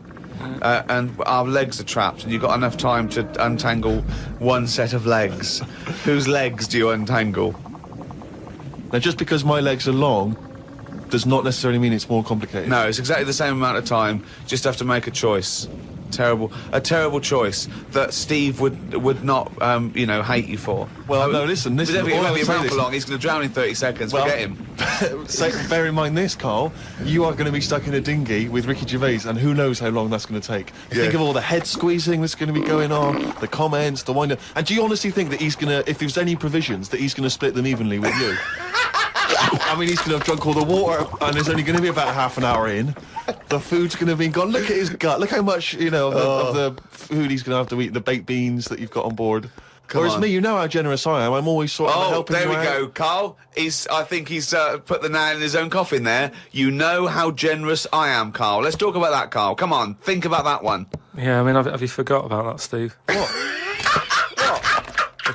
The time when we went for a coffee and we had to have a bit of a heated debate about the 50p change. Yeah, you owed me 50p, and you decided you didn't want to give it to me because it was only 50p. And my point was, it's not a question of 50p, it's the fact that it's not your decision to decide not to give it to me. If I wanted to be generous, that's my decision. But you can't go, oh, it's only 50p, Steve. It's my decision who But you just given him a free keg of beer. Yeah. That did not come to you, and you didn't pay for the free keg of beer. It was a promotional thing that was sent to you. It's the same thing as the way I gave Suzanne my leaving present from my last job. A lot of people may not be aware of this if they haven't heard us talking about it before. Yes, but you had a gift from your work as you were leaving after however many years of service, which you then gave straight to your girlfriend without telling her that it had been received from people at work. Doesn't matter. She wanted a camera. It's the same thing as you. You wanted that lager that I got for free. It hasn't cost you anything. It doesn't matter where I got it from. So you now decide, because you've given me a free lager, that you can now say, oh, actually, I'm not, in the future, I'll just take your money, Steve, on a whim. Well, listen, stop arguing like this. You're rocking the dinghy. Carl, have some of my cheese. Imagine if he would. Do you imagine he would ever say that? Can you imagine him ever offering you any of his cheese? Are you going to save Carl, mate? I don't want to say. Well, think about it, and I might do a sort of a for and against or something, and then sort of so the conclusion is okay. All right. A mate sent me a story on email about a bloke in China who has this weird illness that means he can't have his picture taken. That's not the weird bit. If he tries, his body doesn't appear in the photo. Don't talk shit. He has had group pictures taken and everyone appeared apart from him. Don't talk shit. The That's story bollocks. had a picture next to it of a family photo and it said he was stood at the back, but you couldn't see him. Right, he wasn't in the picture. He was in the picture. No, he wasn't in the picture. I've done loads of tests and stuff. No, on him. I haven't done loads of tests. This is bollocks. There's no way this is scientifically possible. What's his want? Yeah, now he's wanted. Just a white bit of paper up on the police wall. Have you seen this man? What man? If you see him, tell us. You're talking shit. What are you? I don't know, really. It's just. No, I'm just a mate. We're mates. That's what we are, really. It's just that it's just that this is what we do as well. You know, if we were cab drivers, we'd do stuff when we were at work cab driving, whereas we're in film and TV. What? What do you mean? We'd do something. We'd have bets like who could pick up the weirdest person, wouldn't we? We'd take pictures secretly in the mirror. It's tiring. What, having me as a mate? Yeah, definitely. Do you know what he said about me once? He said some of your friendship with Ricky. He said, he's like an iron lung. I need him, but I wish I didn't. Yeah. Isn't that good? Sweet. Yeah. It's kind of like that. But you must have friends that are annoying and you go, oh, and you can't get rid of them. And then when you move, you think, well, tell them the address. I could just disappear now. You didn't tell me your address, but I followed you. I know, he did. Can you believe that? You didn't just follow me, you chased me. I'm not joking. Did he really? Yeah. I told him, I said, I'm going home in a minute. And I thought, oh, no. And it's when I lived in town and his office was only down the road and he didn't know where I lived. And he said, I'm going to follow you. And I walked really fast, legging it down Googe Street. With the bloke from the office running after you. Yeah. You weren't famous. Honestly, then. I got in, like, Suzanne said, what's wrong? So Ricky's been chasing me. And she wanted to go out, so we can't go out yet, he might be out there. That's weird, isn't it? It is weird. Yeah, that is weird. I treat most things in life, it's like I never go to the doctors unless it's really That is sensible. bad. That is very good advice. No. That's brilliant advice Well, for it is, anyone though. listening. Never go to the doctors. Unless it's really bad. But that's why a lot of people, die because they don't want to bother the doctor, or they're mildly embarrassed, or they don't know symptoms, bad symptoms. Go to the doctor if you're not sure about something. Like you were terrified to go and have your prostate. Still not doing it. Why not? I wish you wouldn't talk about it because now Suzanne will listen to this and she'll go, oh yeah, you haven't been, and start dragging it up again. But why are you worried about a qualified doctor? I don't know what they're doing up there. What they just what year pop are we in? They. What are you talking about? They pop their finger up. That's what I mean, though. Why? Why are they still using the index finger? What would you prefer, the forefinger or the thumb? Would you? No, what I mean is we've got or a thumb on a stick, some kind of thumb on a stick. Yeah, would you prefer it to a be mechanical thumb, a robot thumb? Why isn't it just a little camera? Well, they put the camera up if they initially discover something. But just put the camera up straight away. If No, I'm they paying for don't the need visit. to. They pop the finger up, feel that the prostate isn't swollen, wiggle it around a little bit up your back passage. What are you worried about? I don't think they need to do Are that. you embarrassed? in this Are day you and age. embarrassed about being in a room with your trousers around your ankles and little fella's popping A his... little bit, yeah. Why? And the other thing is, it's not just that, is it? So you go in there, they check your heart out and that, which to me is the most important thing, because that's what keeps you going, isn't it? Yeah. Right? You've got to go there. You Yeah. sat on the bus, stressing out, thinking, oh, in less than half an hour I'm going to have a finger up the arse, right? What is the problem? And they go in, they check your heart, they probably check your testicles and that. What's up with that? They check your testicles, yeah? Yeah, but it's all building, and you sat there going, oh, soon that'll be happening. Yeah. And that's what puts me off. So if they just came round when you were asleep, Suzanne just let them in and goes, he's over there, right? Yeah. And they crept up and went, bang. You go, what are you doing? I just don't understand why they don't teach you how to do it yourself. How can they? Wow. did! Imagine you squatting in a corner with one hand on your bollocks and the other finger up the arse going, it seems to be alright. Carl, you don't understand the phrase "a stitch in time saves nine." I don't think you should be doing any kind of invasive medical research in your own human body. But then... Who knows what trouble you're going to cause? No, but then at least... You would get stuck. Yeah. You would get stuck. Susanna come out, your fist would be up your own arse.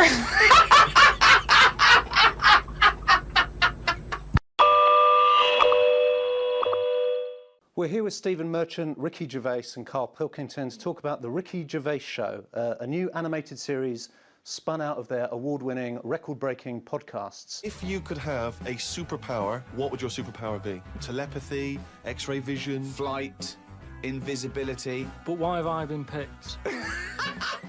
Wouldn't it be a fascinating experience to go into space? He's thinking, I'd like to meet some aliens. Well, yeah, that'd be brilliant. What would be brilliant? Seeing a little alien and that, having a chat with him, finding out what's been going on. Here it is in cartoon form. Why is that? First of all, don't like the order that he introduced. My name first? Yeah. Well, I think it's about time my name came first. Really? Well, I never remember, when did it get decided that it was Gervais Merchant as a part? Early on, and I told you, luckily, it worked. I said, oh, it's just alphabetical order.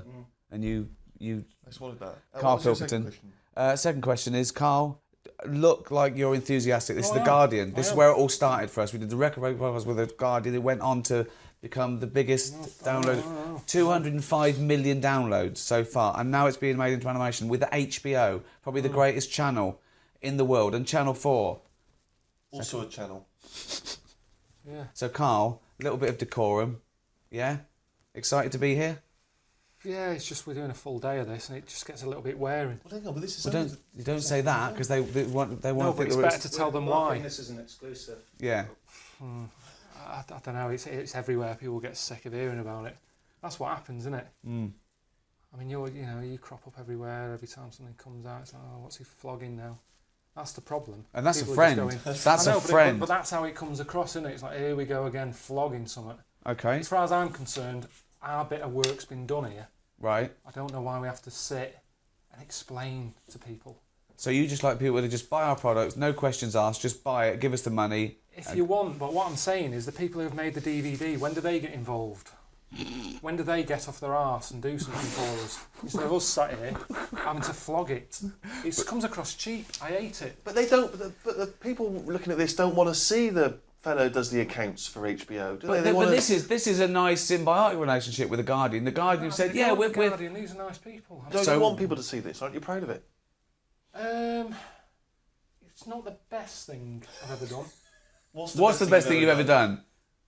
Your fucking paper round. Because that's the only two things you've done so far in life. You had a paper round, then you had this, then you met us. I just feel like... Is there a DVD of the paper round coming out soon? Yeah, I'd like to see that. He reckons that's the best job he's ever had. He said I was my own boss. No, you weren't. No, but it's the best job that I did as well. I felt confident in it. If people said, what do you do? And I do a paper round, I reckon all my customers would have been like, it's bloody good as well. Always the right paper, didn't rip it in a letterbox. Yeah. I was good at it. This shouldn't have happened. This is all an accident. You Right. said, oh, HBO are animating it. I said, great, how much? And you go, oh, well, don't worry about that. You know, I still don't know to this day what I'm meant to be getting out of it. The drawing, you sort of, all I heard you say to him is make his head rounder. I've had no input into it at all. It's just... What do you think of the roundness of the head? What's your opinion of Karl? Same shape as yours. Yeah, it's a perfectly admirable head. I'd be proud to have that head, and apparently I do. And have you seen the animation? Yeah.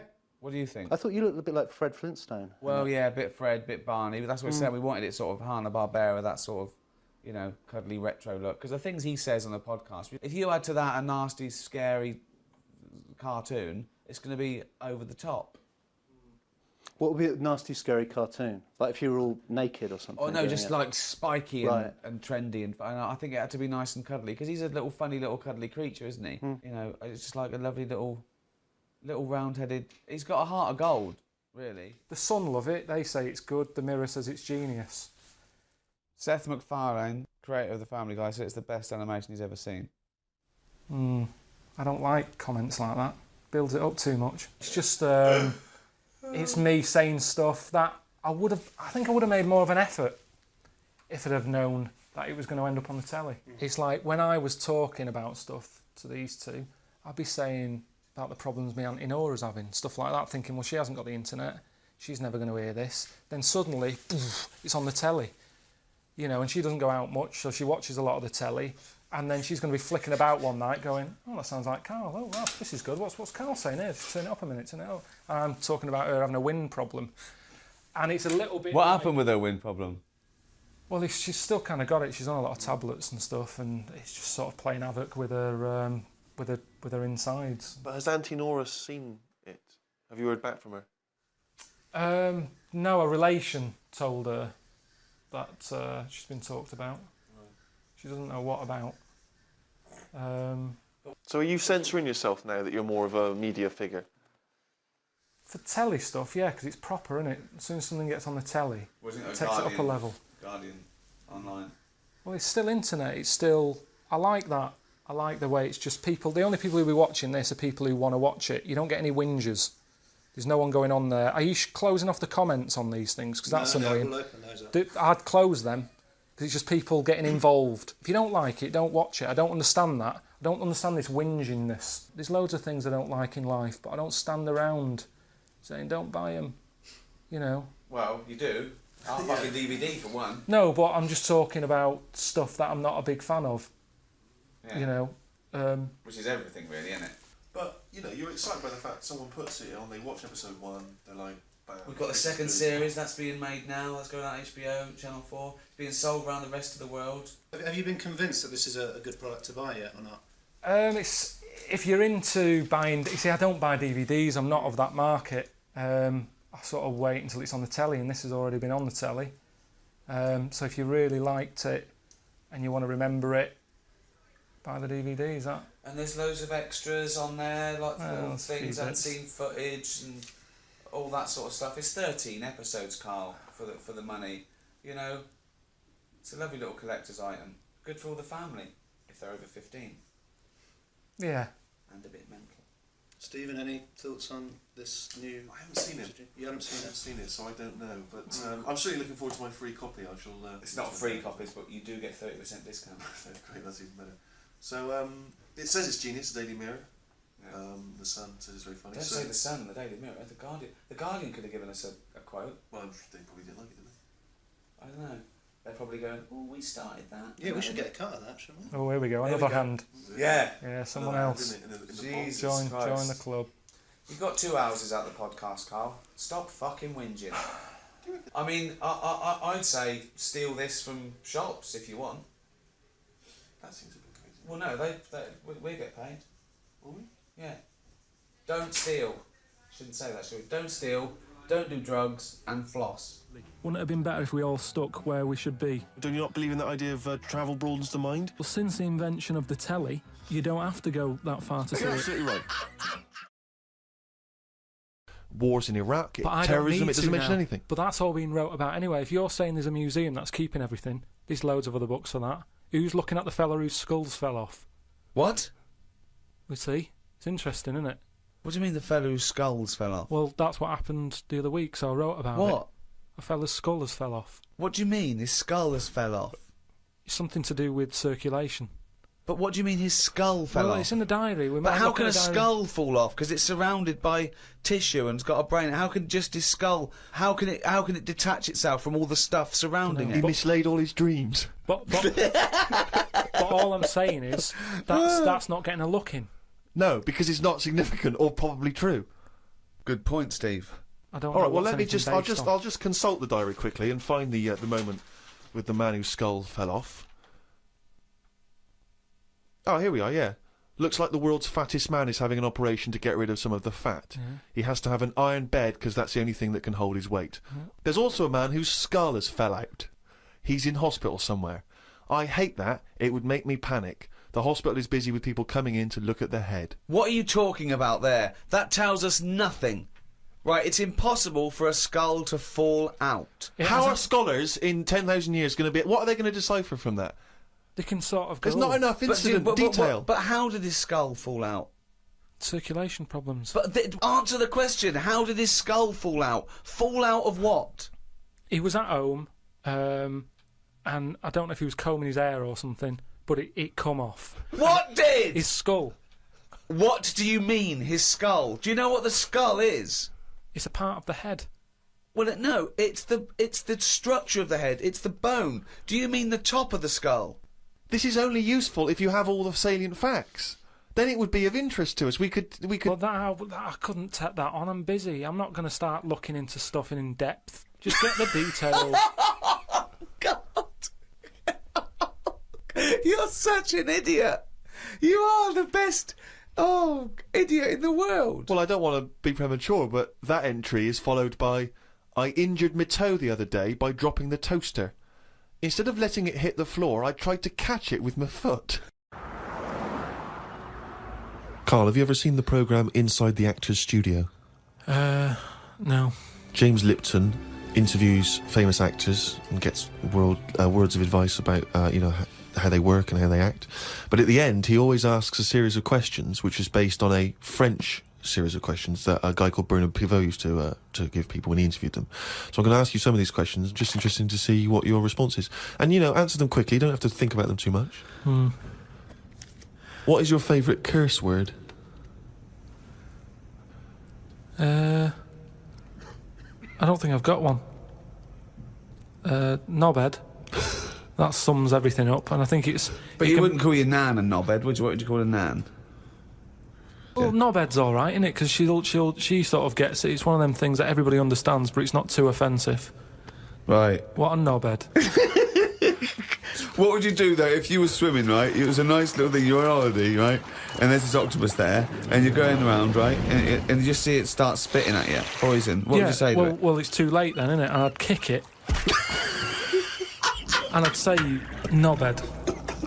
I would, but what's the point? What's the point in getting annoyed now? Because it's done its stuff, hasn't it? I don't know why you'd kick it and call it a knobhead under the water. What is this octopus thinking? Oh, God. Oh, okay, you fucking eight-legged shit. I'm not bothered. I don't know what you're saying. Fucking cunt of a mollusk. I'll just spit at you again. It's not bothered. You slimy little fucking boneless wanker. This is why the face is Are you still talking to the octopus?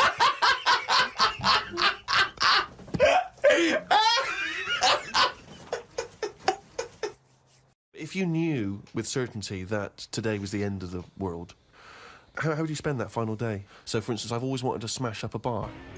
Do you know what I mean? It's strange, but I've always wanted the exhilaration of just smashing all those bottles, like you see in a film. But would you enjoy it as much, knowing that you're going to die in 8 hours?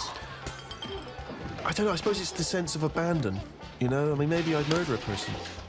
Wow. Just see, I don't know, but I think I'd probably go mental. Because I've always been a very reserved person, I've never got into a fight, never caused a rumpus. Yeah, but that's a worrying thought, because we don't have to have the end of the world for it to be the end of your world, because a lot of people know that they're terminally ill, so they don't go around smashing up bars and killing people. But I suppose I know there'll be no repercussions ultimately, because the next day everyone's gone, so there's not going to be mourning families. But then how dare you deprive that person of his last 8 hours or 10 hours of life? I don't care, because it's the last day on Earth. What would you do? I've always wanted to kick a duck up the arse.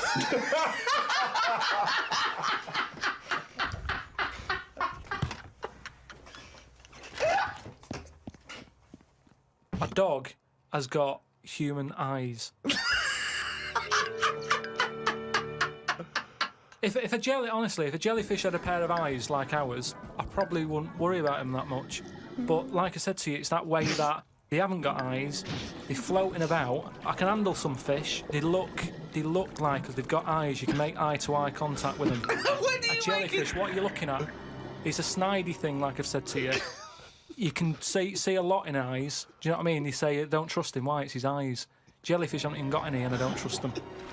In terms of design and everything, and if you lined everything up, say if I'd come from another planet and everything was lined up in a row, and they said, right, we're going to give you a crash course in what's knocking about on this planet. Yeah. And you go, right, go on then. And you go, this is man, here's a woman, here's a dog, here's a cat, here's an octopus, I go, hang on a minute, what is this? So I said, right, I'm seeing Clive Warren. Who the fuck's Clive Who's Clive Warren? The one who was in Closer. Clive Owen. Clive Owen. Right, alright. Did they look at you like you're a fucking idiot? So they all started trying to figure out, who's this Clive Warren we've not heard about? He must be amazing. He's on Clive Warren, get me Clive Warren on the phone. Get me Clive Warren. And I said Rebecca De Mornay, right? She hasn't been in a film for 15 years, has she? Clive Warren and Rebecca De Mornay. They thought he was a genius. They've never thought of putting Clive Warren with Rebecca De Mornay. But hang on a minute, you could have any film star. This is your fantasy casting, and you choose a bloke that doesn't exist and a woman who hasn't been on TV or in a film for 10 years. Oh God! He said, what you've got to do when you go to sleep, focus on your toe, right? Okay. He said, and just think about nothing else. I said, he's a witch. Did he say you to put a toad under the bed? No, he just said focus on the toe and see how you go on and what have you. Next time you come in, let me know. Anyway, I gave this a go, focusing on the toe. So what does this mean? You mean you sat in bed staring at your toes? No, this is it. He said, like, lie down, Visualising shut it. your eyes and sort of look at it, sort of thing. So I was lying there, and it just wasn't working because... Oh, Carl, this isn't medicine. Because I was... You were the thinking of a eyes, finger? Well, no, He found out he was thinking of someone else's toe. Next day, someone called up and said, Carl, my toe's better. No, the problem was I was still using my eyes even though I had them shut. Oh God!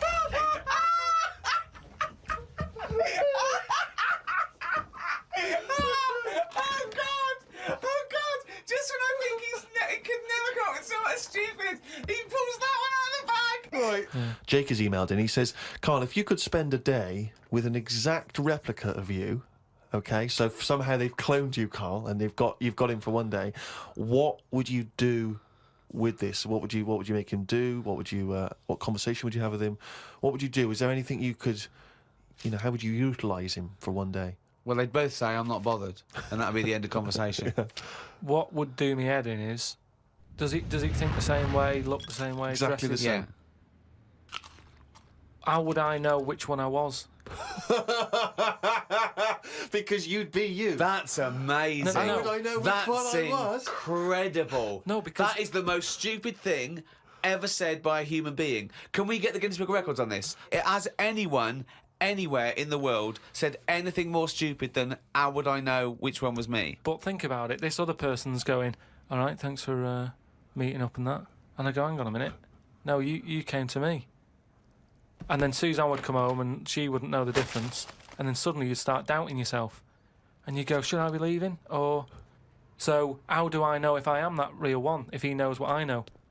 But you know who you are because you're experiencing But he'd it. be saying that because he'd say... Yeah, it is a bit weird. But you know the truth, you idiot. How would I know which one I was?